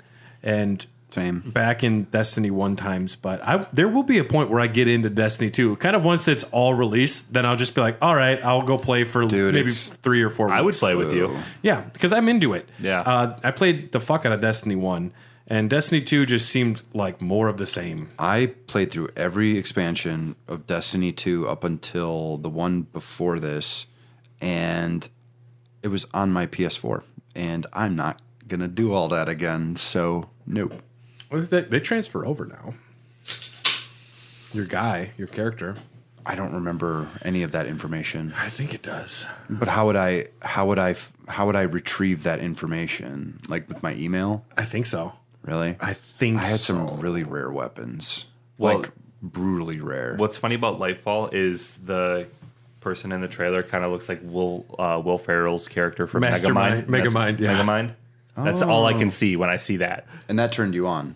Yes. Well, what turns me off is the lack of Will Ferrell. The lack of a cohesive, fun story element. Mm-hmm. All Destiny needed was a good fucking campaign. That's what turned me off too. And I will be in there the rest. And they had a good campaign. We'll talk about this sometime on a Raw Dogs. Forspoken is good. But there was an amazingly made campaign that they ditched all at the last second. Activision fucking firing Marty O'Donnell. There was a clusterfuck of mess over there. Yeah. And Destiny 1 felt like a big, beautiful car without an engine.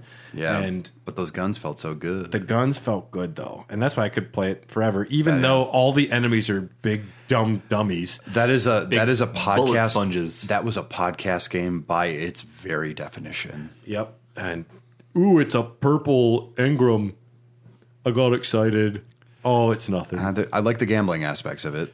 Next up, we got Chia, which I hope I pronounced that right. I'm bad at reading. Chia? It's an open world sandbox adventure with some cute cartoony graphics. What's cool about this is it is an indie game that is coming day and date to the PlayStation Plus Extra tier. Hey, that's what it's called. PlayStation Plus. Plush? PlayStation Plush. It's a Kratos you can snuggle. Yeah. Yeah, keep talking about this. I don't even know. I have to pee. So it's going to be a day one free exclusive, essentially. The same with Game Pass. So finally, Sony is getting their shit in order that way. Wait, it's with Game... Oh, same as Game Pass. It's not like- coming to Game Pass. No, it's coming to Spartacus. I was like, that's... Well, you mean the PlayStation Plus Extra? It's Spartacus. Next up, we have a weird like puzzle kind of game. It's called Humanity, where you play as a dog shepherding a bunch of people through different puzzles. And Now, you almost had me if you're going to say it was a sheepdog simulator where you actually have to just like herd sheep. that would be so much better. I would be so in. And it's just you get to choose your cute dog color. Like, oh, this one, I have a brown dog. I'm a And border and collie. his name is Chief. And My dad has a border collie named Chief. Yep, and then it's like, how many sheep can you manage in your farm? Yeah, and then you have to like a rudimentary combat system against wolves. Also, that's mostly just you scaring them off. Also, though, if this was the game you're saying, Humanity, it's just that, except it's people instead of sheep, and it's like a giant parable about humanity, I'm in. Well, here, check it out. It does not look as cool as what we just described. Okay, so we have a little shiny glowing, dog. shiny dog. And then, oh, God. Just massive seas of people. The game does not look super great. Oh, yeah, I mean, humanity's not great in itself. I'm kind of over humanity. Yeah. Just in general. But yes, so this is like guiding people like sheep. This looks horrible. This game looks bad. Yeah, not a fan. It looks weird as shit. Okay. I mean, it looks like an indie game. Looks like a little indie puzzle game. Sure. What else we got? Next up, we have Goodbye Volcano High, a rhythm visual novel. Goodbye Volcano High continues to look very sharp. Goodbye Volcano High. Yep. A rhythm visual novel. So is this about going to high school in a volcano and there's relationships, interpersonal drama, and there's songs? Don't know. Because, I mean, Goodbye Volcano High, you have my attention with the name at least. Yeah. That's the most I can say for it. We got Baldur's Gate 3, Oh. Okay. which, Great. I mean, I've never played any of the other Baldur's Gates games, but this one looks They're good. looks pretty fun, like from what I saw in the trailer. You would have a hard time going back to the other ones. That's what I have read online. Like, Yeah, it's quite a jump. I have them on the Switch, actually. It works, but barely. Yeah. And then the heavy hitters from the State of Play, we have Street Fighter 6. That's, if you like fighting games. That's for some people. That's, I'm gonna be some playing people it. are super hardcore about it. I just I'll need be to know what the happened to Edmund Honda. I've been following his story for a long time. Okay. People are freaking out over Cammy's new look because she has more clothes on. So they're like, Darn. "Whoa, holy shit!" Wait, I'm canceling my pre-order. Cammy never wore pants. Wait, is this only going to be on? Is Street Fighter 6 only on PlayStation? I don't believe so. Yeah, probably not. Resident Evil 4 remaster Big deal. looks fucking great. Looks all right. The demo is coming out soon. I haven't watched the trailer of it yet, actually. I watched the trailer. Don't watch the trailer. I don't need to. if I'm not I've never being- played the original, so. If I'm not being chased by a giant mechanized version of a little person down a hallway, then there will be issues. there will be issues. Well, the graphics, Lord Salazar? Are you kidding me? the graphics look phenomenal. Okay. Like, it is totally overhauled. Yeah. The combat looks really smooth. They have what looks like some different types of enemies they've added in. Okay. And then, the end. We've all beaten it, right? I've never played Resident Evil 4. Oh, then I won't. I almost spoiled some shit. It's fine. Who cares? I did a Resident Evil lore episode. He knows everything. Yeah, My Date with the President's Daughter. I've seen the film. Okay, well, the end island, it looks like they're going balls to the fucking wall, crazy like Really? action, fucking. I like Sylvester Stallone with it, which that is gonna rules. be dope. I hope they make Leon Kennedy more of a sad boy, though. He is a sad boy Give in him like this. a Cloud Strife makeover because I want him to be extra sad and dour. so it dresses. I just want him to look like really sad all the time. He's probably going to be. It comes out March 24th. The demo is coming soon, if that's your jam. Wait, that 4 remake is coming out in March? Yeah, Resident Evil 4, the remake, comes out March 24th, with a demo coming to I thought it PlayStation was 5 way in the weeks far ahead. off. Well, No, that's it's exciting. coming up quick. That's interesting. Well, that's a day one purchase for me. That is a so- day one purchase for me as well. I still need to get the Village DLC. This is my favorite Resident I know it's Evil supposed game to be of all horrible. time. Okay. And they're remaking it, and it looks so good. It's like Christmas. I'm in. Yeah, I am super in. Then we already talked about it, Suicide Squad kills the Justice League. More like Suicide Squad kills Makes it- itself. The gang makes a live service game is what it looks like. Yeah. This comes out March 26th. It looks way too looty and shooty for my taste, but we've talked about this already. Just think about do you know what's really cool about fun character action games is when you're constantly doing item management. Doesn't Love that sound Dude, awesome? how do you feel about menus? I love menus. Dude, we got and I so many menus. I like when they're confusing and the text is too I small. love that. Dude, our menus got menus in Dude, this I got a new skin for my gun. Dude, and Captain Boomerang is going to look so good. Aye, Captain Boomerang, why'd you paint your gun pink? It does more damage. Okay, I don't. So I think he was Scottish there. I don't for a know. while. Does- It does more he's damage. awesome. Does more damage. No, That is kind of Scottish, isn't it? Yeah. all I they can't had to do do accents. was make an Arkham Asylum style story co-op. game Yep. about the Suicide Squad, and it you would- have my attention. And they also have my money until they say something stupid, and they've said enough stupid things to where I don't want in. And Did we decide that you would be Harley Quinn? We if did, we yeah. did this, and I'm King Shark. am I Boomerang? You're were Captain Boomerang. Boomerang. Yep. And Josh is Deadshot. Deadpool. Yeah, Deadpool. Yep, we'll go with Deadpool. There you go. We're changing it up. They should make Deadpool Kills the Universe as a game. I'd play that. The comics were great. Isn't They Deadpool were. one of the only people that have beat Thanos? Him and Squirrel Girl.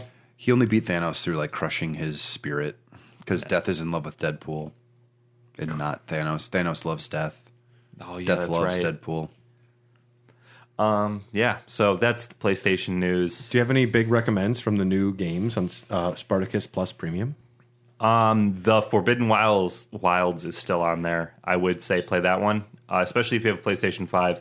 I'm not the biggest fan of the games, but the second one was a definite improvement on everything that the first one was lacking. And just visually, it's really fun to look at. I really want to play it, and I a lot of- can't. But I can't afford a new system. I've got some like car repairs to make and shit. But like, goddamn, I do kind of want a PS5 now.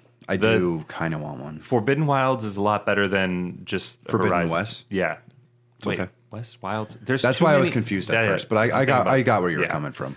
Otherwise, play Assassin's Creed Syndicate because they're going to fix it, and that's a big deal for I don't know me if personally I've- where I'm at in my life. Well, I don't know if I have the strength for another open world game. Bum bum bum. Before the transition, though. Dylan, do you have any recommendations as the Ninfriendo? A Switch game someone should play. I downloaded Nier Automata, the End of Yorha edition. It's got motion controls. That's a selling point? Actually, it's pretty good. Okay. Yeah, I would It would recommend. take a lot for me to go back in there, or it'd take more time because I played it, a year and a half ago, 2 years ago. I played it to death, but like it's still that game, and it's kind of a game that I just feel very positive about. And if I'm looking for something to play, it was $30. I was like, it was digital. I was like, all right, let's fucking go with it. If I'm looking for something to play, I want to go back and play this. I'm waiting for 2. But do we want to do what we've been playing, or do we want to jump into the topic?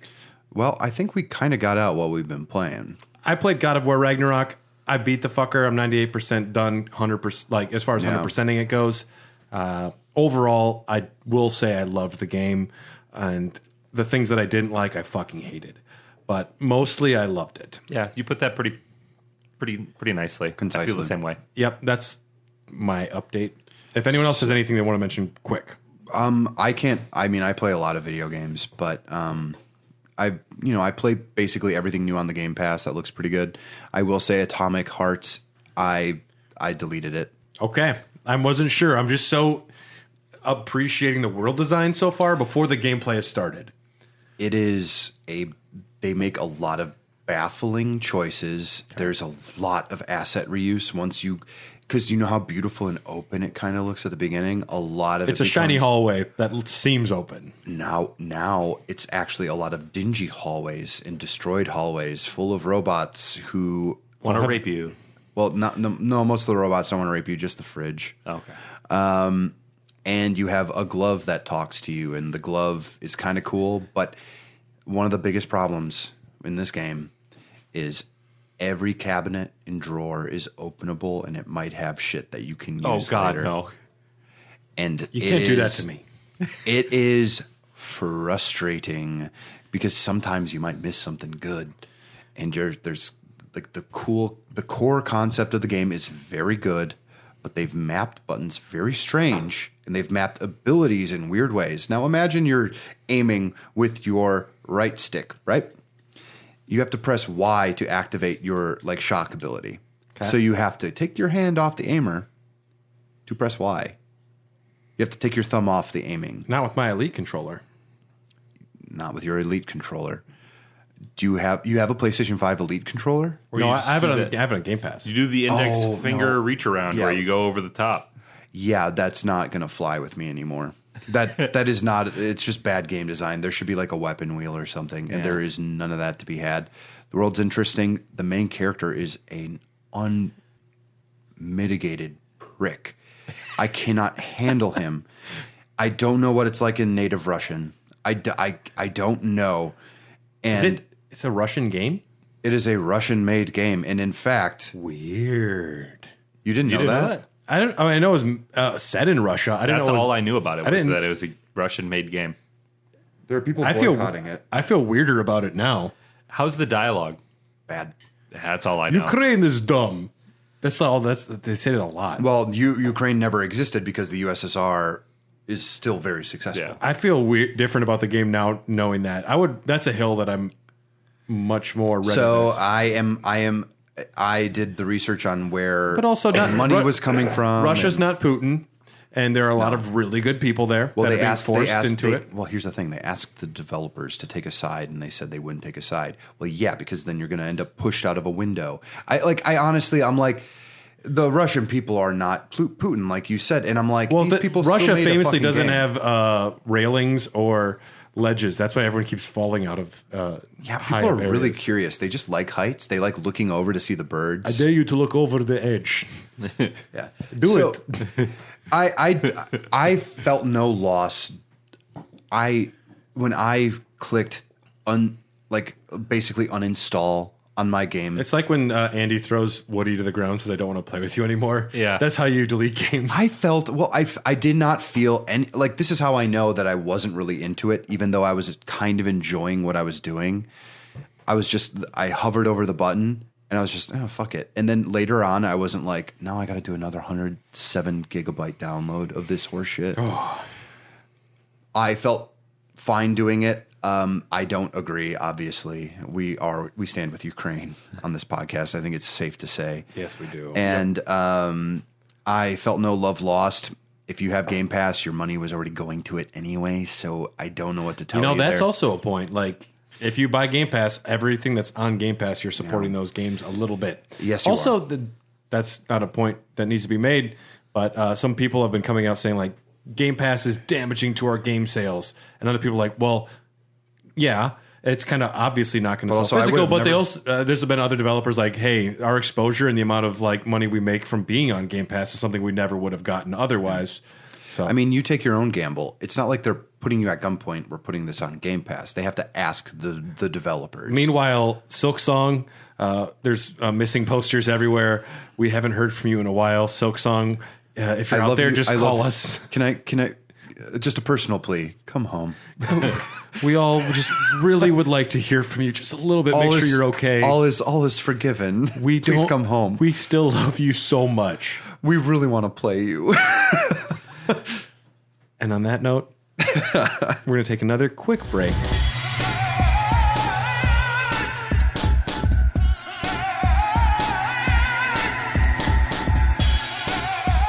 They're really cute. Je m'appelle Tyler. What's that from? It means my name is Tyler. I know it is. But I thought that you were like referencing something. No, that's just my. Où est la bibliothèque? Where is the library? Je voudrais un steak frit. Can I get a steak and fries? Where is baño? Baño. Donde Me make está mucho shito. mi Need cerveza? baño. It's hilarious when you just scream at people that speak other languages still. If I yell at them, they'll understand me. Me poopy hardo. So, I mean, one thing that's great about the open world is there's so many different places to go. It's true. And you can speak so many languages. Sometimes open worlds aren't as open as you think. Speaking of, Tyler, what's the topic today? The topic today is open world games, and I figured that we would start with a very brief speed run of the history. Sure, and then yeah, just that's have great. like kind of an open discussion of our favorite mechanics and our favorite games. Yep. Lovely. And maybe some pitfalls. All right, so I have to go over roughly 2,000 years worth of history real fast. Good luck. Because apparently the game Go, the Chinese ancient game Go, where you have the white and black, that is apparently an open world game. How? Because the map is the world. The board is the world. Oh, and get fucked. I know, that's what I said. when Dylan I is read holding a chair right now. Yeah. That is so stupid. No, Chess is open world too. No, see, for me, The game of life is about your entire experience as a human being. No, Okay. one of the publications, or several publications, credit. And they were just that jerking game- themselves off so hard writing that. They're like technically it is. Have you guys ever played Go? It's pretty fun. Yeah. I had it as a kid. We had one of those like 19 board games in one. Oh yeah, those Things. monstrosities. Yeah. Yeah, I never played Go. So, I hear it's a really great open world game. Yeah. Yeah, I've heard that now. Yeah, there's a lot of collectibles. Yeah. We're going to skip ahead Please. Yeah, a few thousand a few thousand years. In my opinion, the history of open world video games starts with Dungeons and Dragons as tabletops because it introduces the RPG mechanics. Also, I would very much agree. Also, war games like Warhammer and stuff they used to play. chainmail. Like, okay, well, yeah. Well, like figure-based games Yes. are technically open world games because you can play them Finger-based? finger-based Finger-based games. games. Yes, Mr. Elden Ring over here.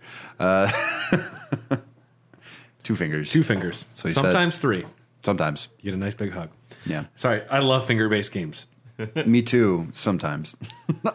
No, yeah, but yeah, D&D is perfect because that is by definition like only limited by your imagination. You can Yep. go anywhere and do anything as long as you're the one making the rules. And the way that most RPGs are set up nowadays in open world games is they have a heavy RPG mechanic where you get stats and skills and you level up, and it is the same mechanic used in Dungeons and Dragons, where you will get gear that gives you better specs to help improve your rolls to defeat harder enemies as you level up. Correct. Concept is there. I appreciate in those games that you can just say anything and your character can be who they want to be. There's Have no. you ever played it? I could run it. I played Dungeons. I would Dragons. do. We should. Nate, I want to play so bad. Nate, I could Nate run has one. been begging me to get a Dungeons and Dragons. Nate crew Van together. whatever? Yep. I could run it. Nate Van Dickwad is what I call him. I call him Nate Van whatever. Schindel. What's his real last name? Nate Van Schindel. But the times that I have played, He sounds like a mystical character who puts a princess to sleep. I was playing as an incredibly like stupid half human, half cow. I forget what the name of the character was.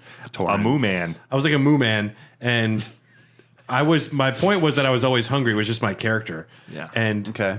the dungeon master says a puddle forms in the corner. And I'm like, I just eat it all. And the dungeon master's like, okay, I didn't see this one coming.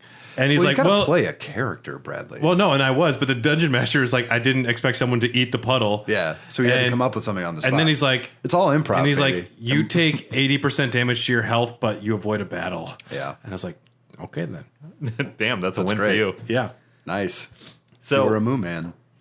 Dungeons and Dragons is not a video game, but that's where a lot of the roots would lie. The first open world game was actually Jet Rocket. Monopoly?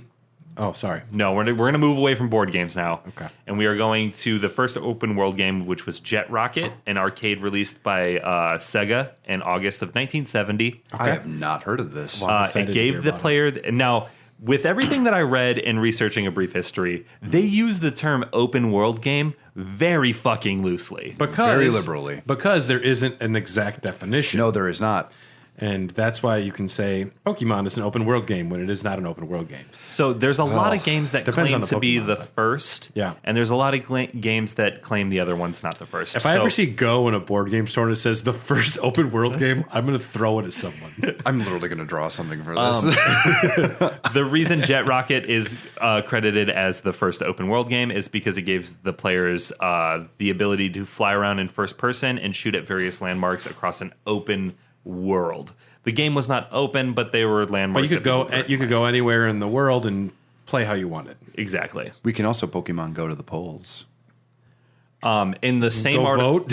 Is that what we're saying? Do you remember when Hillary Clinton said Pokemon go to the polls? Oh no! did she really say that? Look it up. And that's why nobody was surprised that Trump won. after she said that. Insert this here, Brad. No, I don't want to. I'd like you all to Pokemon go to the polls. Well, if I they prefer would've made Dylan's one of the impersonation of Hillary Clinton. Yeah. If they would have made one of the polls a Pokestop, it was right there. Dude, yeah. More like Pokemon went. I like Squirtle. More like Pokemon Go. Squirtle is the wettest type. Because he's made of water. Very good. Hillary Clinton's a turtle. She's slow. Okay. Sorry, Tyler. In the same article that I read that said that Jet Rocket was the first open world game, they went on to say, and this is a quote, the first open world game was Western Gun, which was released in Japan. Jeez so Louise. 2 paragraphs later, they give the crown to a different game. Sounds like wishy-washy motherfuckers. Yes, Western Gun was a Japanese game where 2 cowboys would roam across an environment littered with cacti and mountains and shoot at each other. Cool. Yep. How does that count as a whatever? Because the world was generated and you could move off the sides of the screen and it would generate more world. Oh. To an extent. Yeah.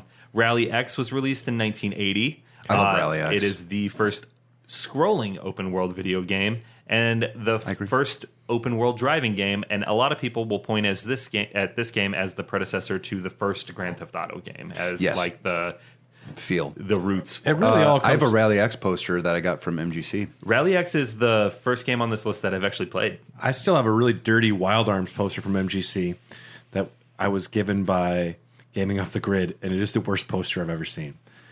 It's dirty, it's broken. But getting back to Go. Yeah, and we're going to start moving real quick here because now we're in 1984, and Heidelide.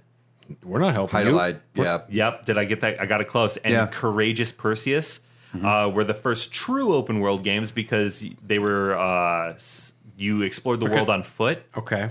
And wait, so it's a true open world game because you're on foot? Is that now what they you're keep saying? changing the definition of it, which is why we're just going to have a discussion at the end of it. That's why this whole entire thing has been silly, because everyone's got like a separate idea. Everybody tries to claim the throne as the first one with a different nuance, and that's why open world games are so good now. Is because you took the blueprint that came before you, expanded a little bit, and you're like, well, I'm actually the first because I have this. Essentially, it's like trying to trace back the first Metroidvania. But it's when the term was invented and popularized and became a concept as a genre, rather than you can just scroll the screen to wherever you want. It's when somebody used the term open world style game is when I think it becomes part of the milieu. Now, do we see open world as a design philosophy, or is it just by its own nature something that we all coined later? It's an expectation of what you're getting from a game. And that will be the discussion portion of today's class. Back to whatever. The reason I bring up these 2 games, how did you say it? Heidelide. And Courageous Perseus is because Legend of Zelda was released in 1986, which takes those same concepts and kind of pushes it even more. To me, Legend of Zelda is the first open world game I played. would absolutely agree with you, Brad. I think You're able to walk where you want. You can't always go where you want because you haven't acquired certain things. But to me, that is Pure freedom. An open world game. And that's not even arrows pointing you where to go. Fucking go explore. That's the part where I always think about it. I always think like if you offer pure freedom at the cost of like difficulty, like enemies in this area are going to be like harder to beat, you still technically gave them that option. That's open world. And that's also open difficulty to an extent too. Yeah. Yeah. Go out of your comfort zone. Get smacked. If you can hit a guy 30 times before he can hit you once, you deserve to be here maybe. Mm-hmm. Yeah, exactly. So Legend of Zelda comes out in 1986. As you guys both said, maybe the first open world game that you guys played or will consider. But it started to popularize the type of game in America because Zelda was really popular over here. We jump ahead a little bit more to the Ocarina of Time. Now, this is where I feel like we really we jumped a lot there. Yes, because otherwise I'm adding nuance and nuance and nuance. That's fine. I also would agree that there wasn't a ton of things introduced from Legend of Zelda to next to Ocarina of Time that would be a big quantifier in what makes an open world game. What you have like... Maybe. You have towns that you visit. Yeah, I mean, RPGs can be open. Like Final Fantasy 1, once you get... even that's not open world, though. It's very this document was open world. Yeah. 9 or 10 pages long before I trimmed it down to 3. Because it was... Otherwise, you guys would be bored as fuck. No, we can listen to you talk about video games forever. Ocarina of Time I want to mention because it came out in 1998. This game features a detailed overworld which contained explorable dungeons, introduced the day and night cycle that would affect world events. That game is I like Ocarina of Time fine, but I also have to disagree because a lot of it is very the only open world part of it might be Hyrule Field. But look at all the different things you get that are staples in open world games now. Sure. The day-night cycle, townspeople, enemies, and other NPCs would move around, sleep, or even die depending on the time of day. To me, that's not open world. A day-night cycle is not open world. That doesn't mean much to me. Yeah. Civilians moving around in a city, that isn't an open world aspect. It's in many open world games, but... Hyrule Field is the only time you can like really ride Epona. And that is maybe where I would say like Hyrule Field is all pretty much explorable the minute you get to it. Yeah. And that's the reason I put this one in here, because it adds a lot of concepts that are staples in on the open world games of today. Castlevania 2 has a pretty sick day and night cycle. I know, but I had to cut that part out. But okay, that was it. Otherwise, we'd still be in the 80s. Okay, I'm just. It's true. We're having a nice discussion here. Yeah, we are. Although the map is small by today's standards, at the time it was plenty back in the day. It blew people's I'm surprised minds. we skipped over Elder Scrolls 1 at this point, didn't we? Yeah, because we're about to talk about Morrowind here in a second. Well, because, I mean, Elder Scrolls 2 Daggerfall was like roguelike. It was procedural. It was never the same map twice. Yeah. That was too open world. That was painfully open world. And we'll get to Morrowind here in a second that has some more nuances that contribute to the larger picture of an open world game. True. Yeah. It's only a topic that could be an entire 50-episode podcast. Yes. We could literally go through it all. We're not going to. Grand Theft Auto 3 came out. Yeah. This is a big one. This is the big one. This is kind of a benchmark for open world games. To me, this is where the genre and terms started being really used. Yes. Yeah. And what's funny about this game is I did not know that the game creator Sam Houser described GTA 3 as Zelda meets Goodfellas. So then I went back and did more research on the Zelda series, and that's how I came across the details for Ocarina of Time, because I've never played it. What if Legend of Zelda featured Joe Pesci? Listen here, you motherfucker. I kill lots of, what do they got? Octoroks. Octoroks. I kill Octoroks all the time. I play the fucking music thing and the goddamn fucking sky turns. Wow, shit. I need another Zelda term. What do we got? Hyrule. I'm from fucking... You think this shit would fly in Hyrule? You think I'm a Hyrule guy? What's fucking so funny about me? No, I don't serve Zoras in this shop. No. Grand Theft Auto 3 was a realistic city that you could explore centered around non-linear gameplay. Realistic city. Yeah. We're doing air quotes. As far as prostitution goes, yeah. In my opinion... At the time, though? No, it was groundbreaking at the time.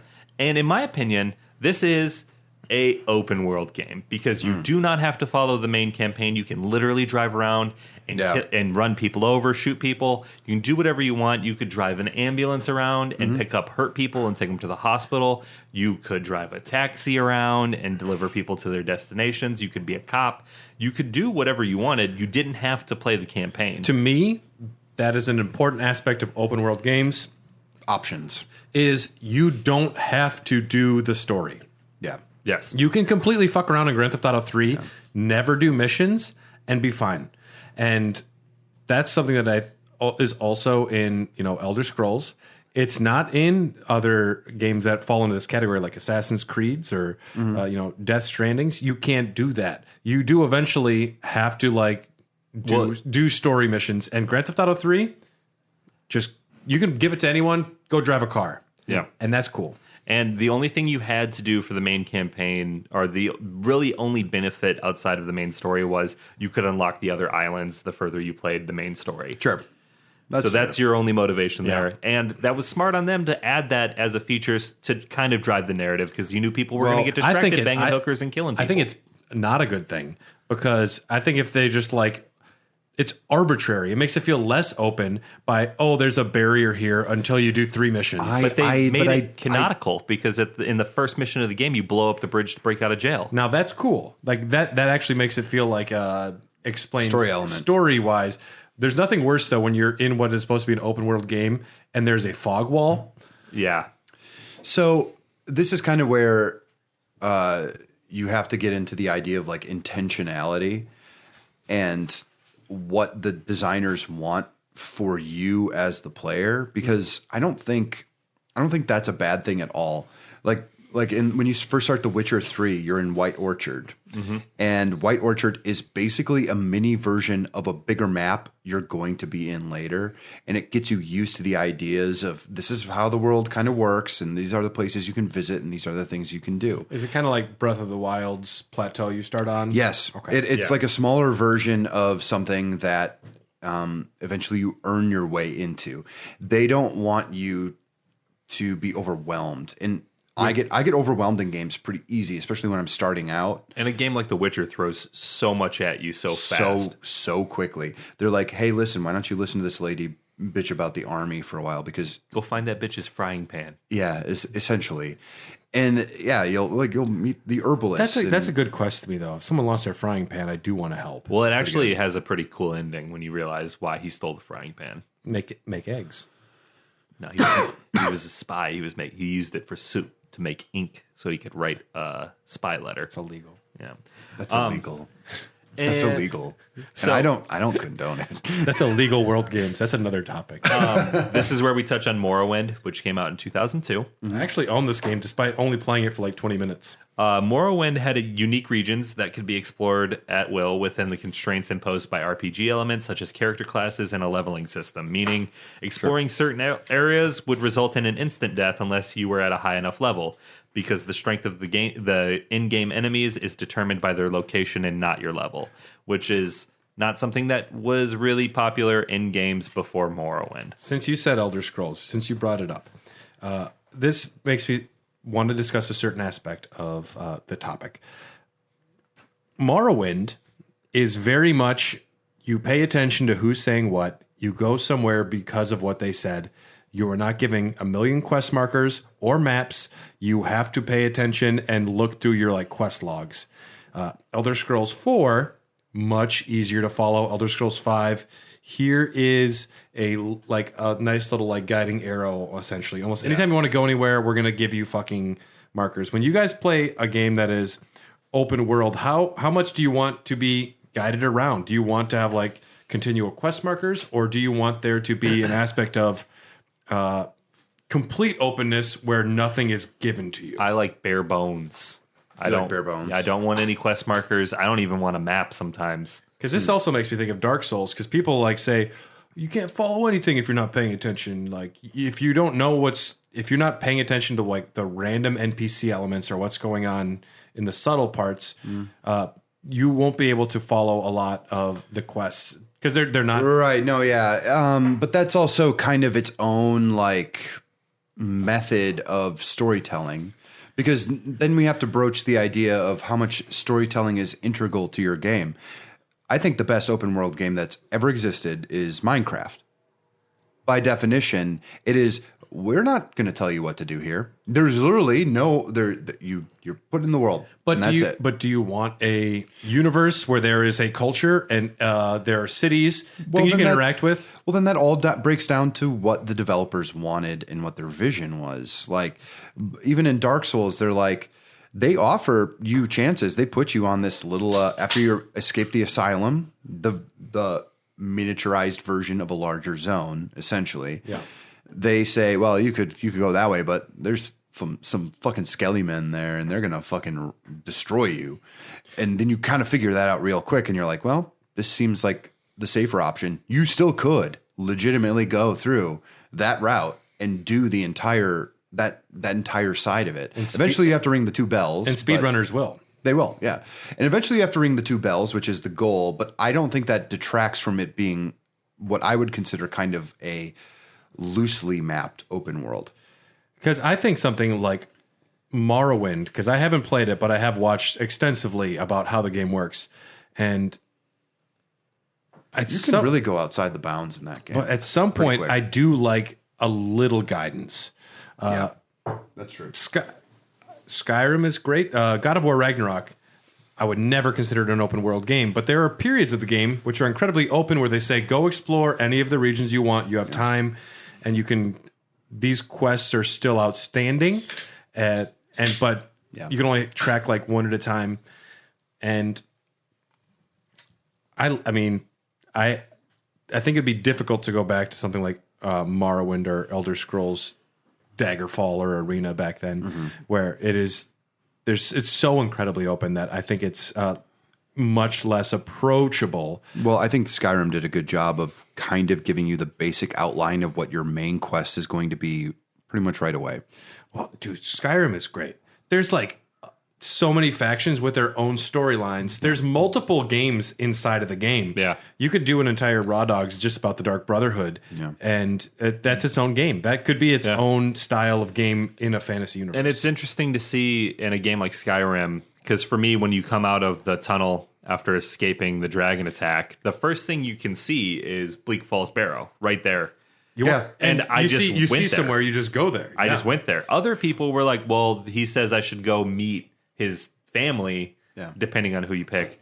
Go meet his family and River Run. Yeah. I always want to say Riverdale, and that pisses me off because of the CW. Great football. I love Pops' Diner there, where you can hang out with Archie, Betty, and Veronica. So after I went to Bleak Falls Barrel, it's like they say, if you smelt it, you dealt it. So how much exploration do you want? Morrowind kind of was a little more bare bones. I like some hand holding when the world, especially in like Skyrim, where it is so massive and large that having a task or like even like at role playing as a character, you might want a bit of flavor. It's like I like open world games because they're like a big thick cut of beef. But if you don't like cook it right, if you don't sear it on all ends, if it's not seasoned, you're not getting anything out of it. Unless it's something like a Minecraft where it's literally just about collecting resources and building whatever the fuck you want. Yeah. Because there is a way to beat Minecraft. Yeah. My stepdad did it. Yeah. There's a way to do it. He's so good at Minecraft. But it doesn't tell you how to do that or why you're doing it. Yeah. Eventually, you might stumble upon the ability if you're clever enough. All of a sudden, you're in hell and there's a dragon. Exactly. And you're like, what's going on? Well, defeat that dragon and you win. That's it. So the last few little tidbits we're going to touch on before we open the floor for general discussion. So talking about Death Stranding again. Yes, we will get there. That is literally my conclusion is Death Stranding. With a big question mark. Yes. One of the best games ever made. There's no debate there. No. Assassin's Creed comes along. Yes. And creates historic open worlds and the very classic, and you see it in every fucking game now, the Ubisoft Tower. Essentially, climb everything is a selling point, the selling point of the game. A lot of games now have parkour as a core dynamic to the open world game. Horizon Zero Dawn is another good example of that. Spider-Man Spider-Man. Yeah. benefited from the Clearly. Shadow of Mordor. yes. Yeah. There's parkour has become a huge part of open world games, and the Ubisoft Tower. It's such a funny That is statement. It's that such a is funny something- statement. But that is something I guess I never really If you can't considered. parkour, is it an open world game? I don't know. No, it's not. Putting Because foot I mean, down. when I played Go, no one was parkouring, and You kind of that's kind how of I put knew. I parkoured between turns. Yeah. You just jumped on the chair and fall a left. off. You just like broke your ankle between turns. Oh, Speeding through this, we got Skyrim. As Yep. we were just talking about, the reason I want to touch on Skyrim is because not only is it probably the most mainstream open world game anybody can think of, but unlike previous Elder Scroll games, the enemies leveled with you, which Yep. meant scaling. you could go anywhere now, That's and why I you weren't find- you that's weren't why- region restricted. And on top of that, they had the Radiant quest system, Radiant. where you would have random events that would trigger at random times. Always the dumbest shit, though. Yeah. These bandits stole my flower. Another hand touches the beacon. And it's like, God damn it, I got to do this quest. A again. messenger just shows up with a letter saying, "I've been looking for you for a long time," Yeah. and Yeah. it's somebody you don't even know. It's like, I don't even know who you are, man. Yeah. Come Or you on, get dude. jumped like on your way to Whiterun, and then you loot all the bodies, and there's a black hand note that says kill Yeah. Tyler the Big Dick. And I'm Yeah, like, Tyler the it's Big funny Dick. seeing my name written out that way. Yeah, Tyler the Big Dick. Skyrim. Some of my Sounds like Tyler has some compensation issues. more like Tyler the compensating. Tyler Tyler the the adequately describing himself. Tyler the poor self-esteem bastard. Leave me alone. I want to be a cat, Dad. But that's one of the most enjoyable things of these games is that unique experiential feel. When you're in Skyrim and you wind up stumbling upon a dogfighting ring and it's 2 a.m. in the morning and you didn't know this was there, you've been playing the game for 40 hours and you're finding shit. new content, which makes it feel like a living, breathing area. Or I all of think a that- sudden it's like this crazy, you're in the middle of the night and like you just like escape fighting a dragon, or you're with the Thieves Guild, whatever it is. It's just that those unique moments of bliss that happens when it's your personal experience in a game.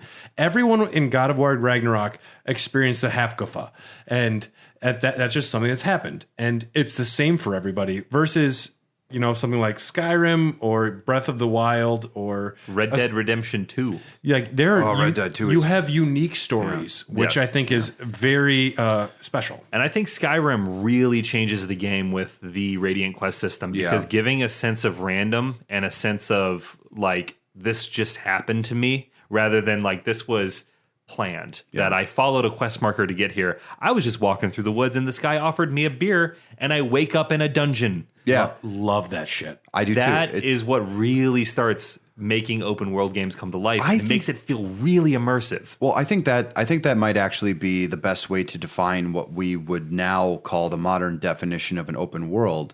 Because if people were like, everything is limited by its technology, and the more that we build on these things, the more that people like demand of it, until eventually we're running simulations that are basically like planet Earth right now, and it functions exactly correctly. We live in an open world. As human beings, we live in an open world. So I think open world can almost be defined You by could go its- out there and get offered alcohol by a stranger in the streets I know. and wind up waking up somewhere weird. Yeah, you could. Yeah. But I think it's how I met Dylan. I think by definition, its own level of randomness. What we want to achieve in these open worlds is kind of just life, but in like a fictional sense. Exactly. So I'm almost to the point where I'm like, well, like eventually we're going to have like Radiant level quests made by AI, generating it within its own time In real to time, like yeah.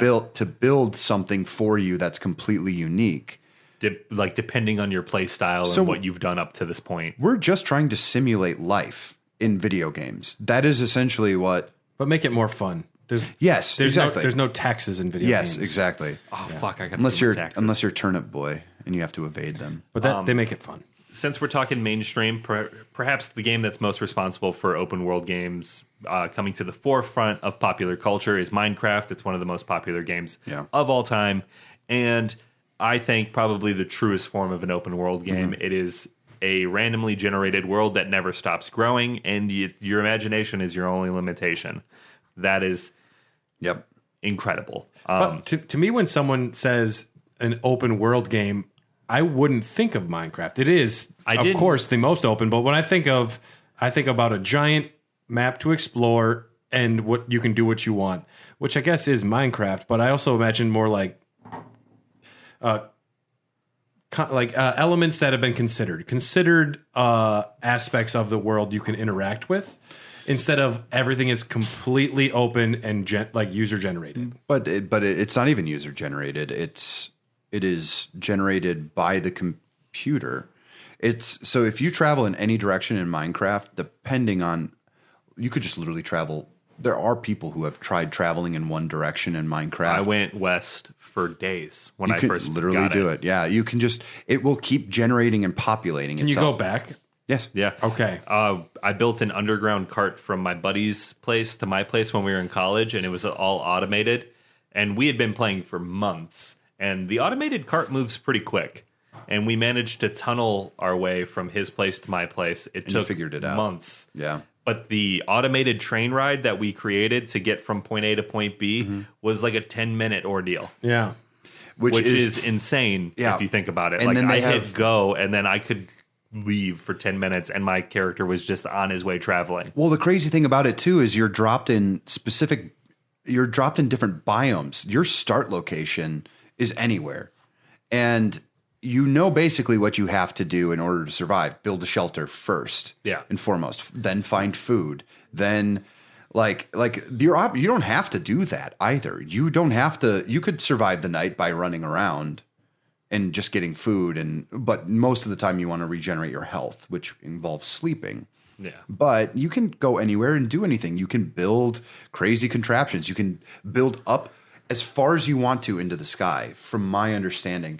Is there a limit to the vertical nature of this game? I believe there is a limit. I think there is something crazy. I know it's really tall though, and I know that it simulates life in the way that if you got too up high, you can't breathe anymore. Yeah. I don't know. I still think Minecraft is the best example. That's why I think life is an open world, because you actually just can't go up too high because you'll die.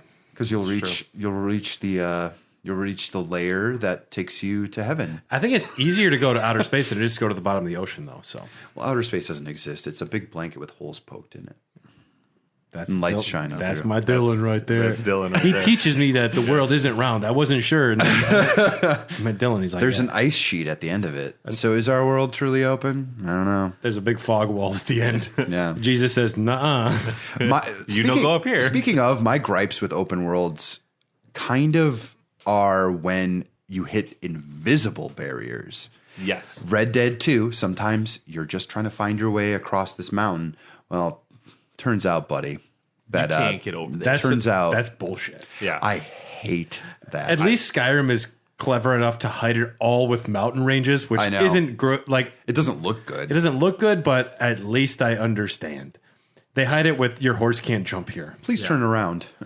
I hate messages of please turn around. It's not as big as you thought. I mean, like Red Dead 2, when I played that again, which I still think is a really great example of what an open world game is and should be, because it's so textured with like culture and like each town you visit is a little bit different. Valentine's not going to be the same thing as Strawberry. Exactly. And so you're just like, all right, well, you have these bounds and these limits, and there is stuff kind of locked away through progression, but you can go into places where your bounty's super high and they'll just run you down and kill you. Yeah. That is spoiler alert, that's my favorite open world game. It's just so good. I respected the day-night cycle. But before we get into that, so now that we have open world games in the mainstream, it is a term thrown around very loosely, and everybody knows what it is. Rockstar, probably one of the biggest contributors to the open world genre. Between Grand Theft Auto 5 and Red Dead Redemption 2, they have done incredible things for the open world genre in the way of nuance. Grand Theft Auto 5... And Crunch, yes. Grand Theft Auto 5... and prostitution. IGN had compiled a list of 100 different details in the world that you might not have noticed. And some of these I didn't notice, so I picked out a few favorites. you can walk into a robbery. I've had that happen to me where I go in to like buy some clothes and the store's getting robbed. That was cool. It's a randomly generated event that makes the world feel more lived in. It is cool. If you run for a while, your character will sweat. Did not realize that. Power lines will sway in the breeze. Yeah. GPS signal is lost when you drive through a tunnel. NPCs will compliment your car if you spend enough money on it and make it look super dope. NPCs will film you on their phone if they see you doing some crazy shit. If you start driving on the sidewalk, they'll be like, whoa, and then they pull out their phone. I think using the term open world then is kind of silly. Maybe we're talking about immersion games. Yes, that's essentially I would prefer to call it something around those lines. You can be immersed and not have an open element to it, though. Yeah, but like if we're talking about, this is like immersion simulation. Open immersion. Open immersion simulators. But I also don't want a simulator because when I play Breath of the Wild, that is not a simulator. That is a set of world physics that I can learn and know and improvise on. So maybe more immersion sandboxes. Immersion sandboxes. Yeah, not sandbox immersion because that's just where you go play in the sandbox and you make a castle. And when you cool bury too. your head in there and you choke. Yeah. And Grand Theft Auto also, great mud pies though. Grand Theft Auto also went out of its way to make a multiplayer that allows you to own a club. You can own a biker gang. You can have your own apartment. You can have a penthouse, a variety of cars, boats, planes, your own wardrobe and closet. So they've gone as far as to essentially create a life simulator inside Grand Theft Auto 5's engine. From as far as I know, Grand Theft Auto Online still makes like the most Buku money. bucks. Big money. That's why they're so like I've heard reports that they're actually really nervous about 6. They don't know what the retention is going to be. They are going to shift over. Well, they're going to shift over online to there, and I have a feeling people are going to be pissed because everything they've done in Grand Theft Auto Online in 5 is not going to be in 6 because it won't. Yeah, it won't transfer. It'll be over. a different world unless they include that city as part of 6. And you could travel between the two, Vice City and Los Santos. Because I've heard that 6 is going to have all like 3 different cities you can go between, and maybe that's a way that There's been a lot of rumors about 6. Well, they also had that big leak, lately. that gameplay leak that we saw the video of. So now that we've kind of come to present day, Rockstar's fleshed out the nuances that make a simulation immersive open world sandbox style game. Then developers started to use the open world against us, and 2 great examples of that are Death Stranding and Breath of the Wild. Oh, now come on! Well, against us, Death Stranding. You're talking to 2 people you don't know who you're talking to. I think. No, Death Stranding. The open world. Dylan, you can leave. Oh no, Tyler, shit. Dylan, you can stay. No, I bring this up because some people won't consider Death Stranding an open world game, and I do because the open world is almost the antagonist. You are battling the elements. You are battling the terrain. You are trying. Sure. You don't have to do the main story for the most part. You can deliver goods to your heart content. Yeah, if you want to spin your wheels, can build different shit. Drive over there. Go over there. Yeah. Yes. There is a small amount of gatekeeping, which would be the only hindrance to that explanation. But I think, accepted that. That's okay. there are story beats that put you to that allow you to move to a different place, and I think that it's so well calculated in Death Stranding that it's like you could go to this place now, but why? Like, it's only to your benefit to gain more abilities and to expand your repertoire, make more piss bombs, more poo-poo bombs. As far as immersion sandboxes go, Death Stranding is a fucking good immersion sandbox. Well, Death Stranding had me just on pins and needles sometimes. I know. Just trying to get up a mountain. I know. And then when you realize you don't have enough ladders and you're like, fuck. Or now I got to go all the way back down because I can't possibly make it over here. And now there's BTs. Get the fuck out of here. I think we're learning a lot about Tyler's ability to prep for situations. That's all we're learning right now. I'm being judged. I never had an issue, man. I never did either. I played it on hard. I mean, I didn't have an issue in the long run. I'm saying that every once in a while you do get kind of caught with your pants down. It's true. This brings up an interesting point about immersion sandbox games, because that's what I want to call them now, because I prefer that term. I prefer it too. It's the online immersion sandbox. Death Stranding. It talks. The amount of times that somebody else made a bridge that I wound up using often, because there's the ladder bridges, which I'm happy to find, but there are some like permanently made bridges that just became part of my path in the world, and that was made by someone else. Yeah, and that's just pretty cool. That's pretty. There's other porters out there. And it fits into the canon. You don't see a lot of that. Outside of Death Stranding, how many other games have... None. Right? Where the world is about bringing in the social aspect. How good did it feel to put a ladder across like a stream that may be a little too rough, and then people are like, yeah, I know. They like it because they're like, I wouldn't have thought to put the thing across the stream over here. It actually makes a lot more sense. And it just feels good that someone says, thank you, that I appreciated that.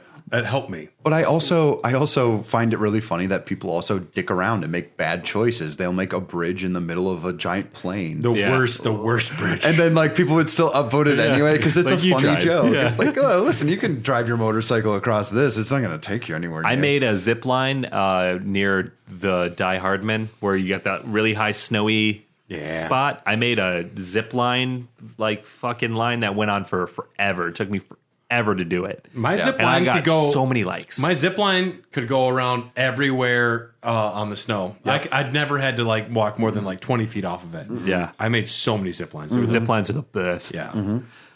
But I think and that's that's also like an incredibly story driven linear story. Yeah. But it's the world just is so immersive and open. Sorry, as you were saying. No, I think like allowing for. I think when we talk then about immersion in the title immersion sandboxing, I think it's fooling the person who's playing into thinking they have a specific amount of freedom. Yeah. I think it's about fooling the person into thinking that these experiences are kind of radiant and almost like you stumbled upon them, because a lot of what all video games are essentially like ways of making you feel powerful or ways of making you feel like clever, you did creative. something. But I mean, like all these games break down to ones and zeros. It's you're either going to succeed or fail. But when you succeed, like what is that providing to you? Because it's all video games are all dopamine rushes. Mm-hmm. That's why we're addicted to them. I'm surprised we haven't mentioned No Man's Sky yet. That is, oh wow, yeah, I've never played the game more than like a half an hour. And that was way back in the day. But No Man's Sky is an open universe game. Yeah, it is an open universe game. No Man's Sky is a very good example of allowing you to feel like, because it is quite random, the jumps you make to different planets and the animals that exist there is pretty random. But I also think there is a lot of hand-holding to a certain degree. I haven't played any of like the newer updates, but I did play it about a year back another for a while. update. Yeah, I really should get. We should get into No Man's Sky, guys. I'd be down. I've never played it. There's never been a better time. Yeah. I hear you can do mechs now. That's cool. Yeah. The fact that they're just still like free update, motherfuckers. Well, they're still on their apology tour. What? 10 years? 7 years later. Yeah. 7 years. Yeah. So the big thing for one aspect that wasn't covered, and I think it's just personal preference, but another big selling point for me in the immersion sandbox category is a period piece. Period piece, yeah. I love it, futuristic or in the past. I'm not a big fan of sandboxes that take place in present day because I can just go outside. But when you put me in Red Dead Redemption 2 where I'm a fucking cowboy, I will walk. Cool. Dude, you are Kid Rock, man. I do not. Ball with the bada, bang to bang, diggy. I was thinking more. Said the boogie said up. I was thinking more of I'm a cowboy, baby. But how many times do I get to say that? Yeah, it's true. Also, but Grand Theft Auto, those are fun because I'm not knocking them, but because you can't go outside and go steal a car and then jump off a building. Yeah, but Do you know how much- Well, actually, you can. Well, do you know how much of a self-confidence booster it is for someone who's normally like a fucking dork and can't like and isn't cool in the real world to go into a world where they're living like essentially what is like a simulator of real life, but they can actually be the person they want to be. Like I agree with you. I don't normally I'm like, oh cool, a gun. I could get one of those. There's a reason there's no podcast simulators because no one wants to be us. I think you could have a podcast simulator. So it'd have to be online with your friends, and I don't think you'd ever get likes. You can actually release content that way. If someone made a podcast simulator app where we could just They have a YouTube simulator. Sounds horrible. Then we're one step away. Yeah. They have simulators for everything now. I like Power Washing Simulator. Is Lawnmower Simulator an open world game? No. But it's still cool. We like it. Yeah. They're maps. They're levels. Yeah. I'll tell You what. can mow it how you want, though. I'll tell you what. I did clean Laura Croft's mansion for her. Did you guys see that Square Enix? Literally in Power Washer, you get to go to Laura Croft's Well, Power mansion. Wash Simulator is getting a Final Fantasy. Oh, Midgar, yeah. Yeah. Okay. I did. Yeah. I saw that's that in the funny. Discord. You can wash Tifa. Oh, Tisha. Letitia. No, that's Grand Theft Auto.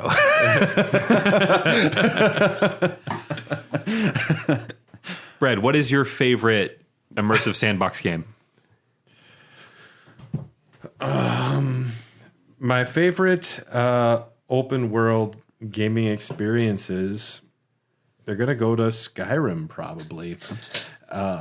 As far as the most definitive, the biggest feelings of awe and exploration and unique experiences that are happening to me, they happened in Skyrim first. There's, of course, the feelings of Legend of Zelda. You can't replicate those either. But as far as my jaw hitting the floor and just going down a dungeon and finding it goes deeper, and I wasn't steered that way. I chose the path. Skyrim blew me away. Oblivion started me walking that path, but Skyrim was the first ones where I thought this is truly a strength of video gaming. And In Skyrim, you're exploring like a culture. You're exploring. You're talking about that living, breathing aspect of it. and Oblivion feels very much The towns are very similar. very similar. And there's 4 voice actors for the fucking game. Skyrim's got 8. It's way bigger. No, I'd have to give it to Skyrim. Elden Ring, Breath of the Wild, Death Stranding. These are all games that I am passionate about. But Skyrim is the first one that really cemented what I thought made these immersion sandboxes great. Cool. You know what? I'm actually going to give mine to Death Stranding in terms of like its reward system. The balance between freedom and like pure like quest gameplay, I'm kind of in that camp in the way that it allowed me to feel like this was a real place that I was visiting and that I had some control over. Like the world itself, you have control over. Yeah, enough. They tricked me into believing that what I was doing wasn't just like a hand holding, like, here, go to this point on the map, like waypoints. If I have too many waypoints on a map in any video game, I get a little like, not nervous, but like frustrated and a little anxious. And with Death Stranding, they're like, no, buddy, you only have to do one delivery if you want, but you could also pick up a few on the way and like get all SS ranks and like, I think it's a perfect blend of what you would call a narrative game and an open world game. And I think that's what we're going to find more of in the future, where the openness isn't like daunting, but you still feel like you have that sense of freedom. So I give it to Death Stranding. How about you, Tyler? For me, I'm going to have to go Red Dead Redemption 2. Which is probably my second. The sense of random generated scenarios or quests I found to be a little too realistic sometimes. Although if you play the game a couple times through, you get a little bit of repetition between them. You get a sense. But you can walk through the town of Valentine, walk through the town of Rhodes, and see people carrying on about their normal lives, and it really does immerse you and make you believe you're in this wild Western world. And there was times where I was playing the game where I just would not do a quest and ride off into the wilderness and go hunting and set up a camp and then craft ammo and different weapons and then collect furs and then go sell them. And I would do that for days. I wouldn't even progress in the story. And the ability to do that, and then on top of that, I would stumble upon treasure hunts and maps and the weird rock carvings, and then all of a sudden the trophy hunting, and the game just kept giving me things to do. And then on top of all of that, you have this impressive narrative that is just drawn across the entire game. So when the open world, the sandbox fatigue starts to set in, you can kind of rejuvenate yourself with a cutscene and moving the story forward. It gives you a nice balance, and at the same time, I don't think really holds your hand, because you have a couple different ways you can explore the world. Yeah. I chose to use the compass instead of the map, so I would have to look at the terrain to try and find my way around, and that creates... I found myself memorizing the map a lot more for places that I would come and go a lot. Like, oh, I know this road will lead to that shortcut and I can cut across that way, rather than just looking at the map every 10 seconds. It kind of breaks my immersion. But I would have to give it to Red Dead Redemption 2, which makes me really excited for Grand Theft Auto 6 to see what Rockstar does next. Because that will be the next iteration. That's right. That is out for 20 years. Yep. Out forever, but played for 20 years. Yeah. American Red Cross wants my blood. They can't have it. Is that literally who called? Yeah, American Red Cross. They've been begging me for my blood. I have very rare blood. So do I. Yeah, they're like, we'll give you a $20 gift card. And I said, can you just give me a video game? That's all I'm asking. Hey. I think Red Dead 2 achieves something like the closest I've maybe seen to like their thesis statement from Grand Theft Auto 3. Like, if the thesis statement is kind of this like really kind of balls to the wall story with a lot of like pulp in it, but merging the idea that like, yeah, Arthur can get on his horse and you can gallop off into anywhere. You might not like where you show up, but there you are. And I feel like Red Dead Redemption 2 and Elden Ring are going to set the status quo and the blueprint for open world games moving forward. As long as I don't have to see the same shack every 5 minutes. If Elden Ring did a few things differently, it would have elevated it a lot. If there were areas where you're just in a city and no one attacks you, how strange would that have felt if you just got somewhere and you were just in an area that it was friendly? That would actually be surprising. Imagine if you were able to Jarville is the only spot. Midsummer, but they won't kill you until you kill them. It depends on the time of the day. Sure. Oh, that's right. But also imagine if you go to a location and you dress up in the armor of the area and you blend in. Imagine if no one attacks you. Like, that would be a really nice element that It's another Red Dead thing, is if you're wearing the bandana and you commit a crime, they're not going to get after you. I like that. Yep. No. Yeah. You have to remember to put on your bandana, though, if you're going to rob and you can buy some fucked up looking ones. You can get like a fucking skeleton mask. Yeah, man. I got the I got a Richard Nixon one. I'm just kidding. I am not a crook. It's DLC. Because if I say so, it's true. Yeah, I like open world games. Another thing I could bring up is the fatigue. Sometimes you get into these things and they are just daunting tasks. Red Dead 2, I had massive fatigue for at a certain point. I'm like, this feels like I'm dealing with too much at once. To the game's benefit, they don't force you to do any of it, so it's fine. But it's also like, I love exploring every nook and cranny, and sometimes these things are going to get so big that we're not going to be able to experience the full thing. That's how I felt playing Skyrim.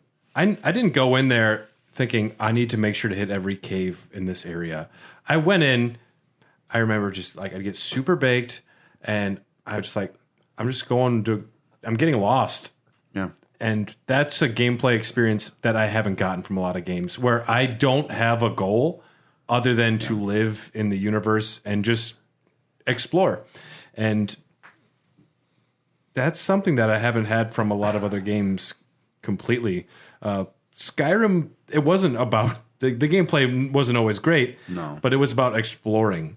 And that's where the character interactions. Whereas Breath of the Wild, I'm like, no, I'm out here to fucking get everything. Yeah. And I won't miss stuff. But I want my lightning sword. I'd rather, it's writing your own story. That's why I'm excited. I have said many times I'm really excited for Tears of the Kingdom because I said that this is something that needs to be iterated on, and I'm both excited and nervous about what this next game is going to have. They're adding cars, so I think the cars look awful. Can't I just have my motorcycle back that looks like a horse? The motorcycle is breaking the immersion enough for me. But you only get that after doing everything. But still, like that's enough to where I'm like, all right, maybe once you start putting cars in, I'm like, all right, is this fucking fantasy anymore? What are we doing? I think it can be. It can be, but also to me, it's just pushing a boundary I don't need pushed. Well, you have iPad tablets in this, so They're I don't know what Sheikah to slates. Yeah, whatever, dude. Those are actually Wii U gamepads, Dylan. That's what I saw when I saw Sheikah Slate was a Wii U gamepad. Oh, they redesigned it to look like a Switch, so. Okay, then. A couple things from the Discord. Okay. Because we did post in there to get some of their opinions. Josh had probably the funniest statement because he chimed in after we had all been talking. It's pretty simple. If you can go off the campaign or story and have a giant-ass area to fuck around in with tons of stuff to do and not get bored, side quests maybe, that's my definition. Write that down. So you can etch that. He's friends with Flava stone. Flav, so I trust we him. have to trust him. Yeah, he's friends with them now. Yeah, He's ditching us. Him and Flava Flav have a new podcast. I'd listen to it more than us. I bet Flava Flav is allergic to cats, too. Yeah, they can't ever come over to Did my you guys house. ever watch Flavor of Love? Pass. What else we got? RV Gamer. Yep, old Dom. Old Dom. He says that Death Stranding is neither an open world or a Metroidvania. Pokemon Arceus. Did I say that right? Mm-hmm. God, I'm so bad at reading. Dude, you're okay. It's a No, you're not bad at reading. You're bad at pronunciation on some things. You're bad at pronunciation on something that had not been said out loud to you before. Yeah, that's true. And it's a fake gobbledygook name. Yeah. it's Like fine. Potawatomi. Pokemon falls into that category, whatever it may be, whereas Violet, Scarlet are definitely open world. Although DS may seem to have Metroid-like elements vibes, it doesn't give you abilities to unlock unreachable places. It just makes it easier to navigate the terrain as the game goes on. I find that good side quests and interesting exploration make an open world game more bearable, which is what makes Breath of the Wild, The Witcher, and Elden Ring fall into the best of on most lists, I'd imagine, which I agree with I respect pretty that wholeheartedly. I feel like those three games are probably in everybody's top 5, top 10, maybe. Yeah. I think what's really cool in an open world game is when they don't overburden you with things to do right away. Red Dead 2 is daunting when you first start playing it because it's literally 4 hours of tutorials. Yeah, that's too long at That the beginning. slog, That's a lot. that beginning slog is a little torturous. Yeah. And I mean, also going to Soulsborne games, Elden Ring is open world and that there is so much to explore. Whereas if you compare it to Bloodborne, you have 7 really shiny hallways to start off with. But those are good. They're shiny good hallways, but like you can go down this area, no doors open. Well, that's why Dark Souls falls, in my opinion, more into the Metroidvania. I would agree. camp. Yeah, like that's why Dark Souls hasn't really come up too much, whereas Elden Ring can. Yeah. Yeah, I would say Elden Ring is definitely an immersive sandbox experience. If anything, Elden Ring is like an open world Souls game. It is. Yeah. Maybe that's where I butt heads against it, and maybe that's why I still love the finely tuned craft experience of Dark Souls, because it's like I kind of know what I'm supposed to be doing at any given time. Let's get a Bloodborne, remaster is what I want. Honestly, yeah. Let's get a Bloodborne 2. I'd be happy to see that. Either of those, both of them, please. A Dark Souls 4? Probably not. I wouldn't want that. If anything, want just something new. the Dark Souls trilogy is like one really nice big packaged, like the Mass Effect trilogy, the Dark Souls trilogy all together. Yeah. That's what I want. Yeah. And you can't really build on that lore anymore at all. So it's done. It's over. Well, Elden Ring is the new the new Dark Souls. God of War Ragnarok, they're like, after I gave away all of my armor thinking we were done fighting, well, you fought a lot of people to get that armor, Kratos, and you threw it in the garbage? Like, where's the garbage? Can we go to the garbage? Yeah, I had some good shit in there, dog. There's a lot of stuff in there. You just kind of tossed Kratos. I did not I had to kill kill a all few of Odin's Valkyries. ravens Yeah. for you to just throw that shit away, homie. Yep. Garage sales.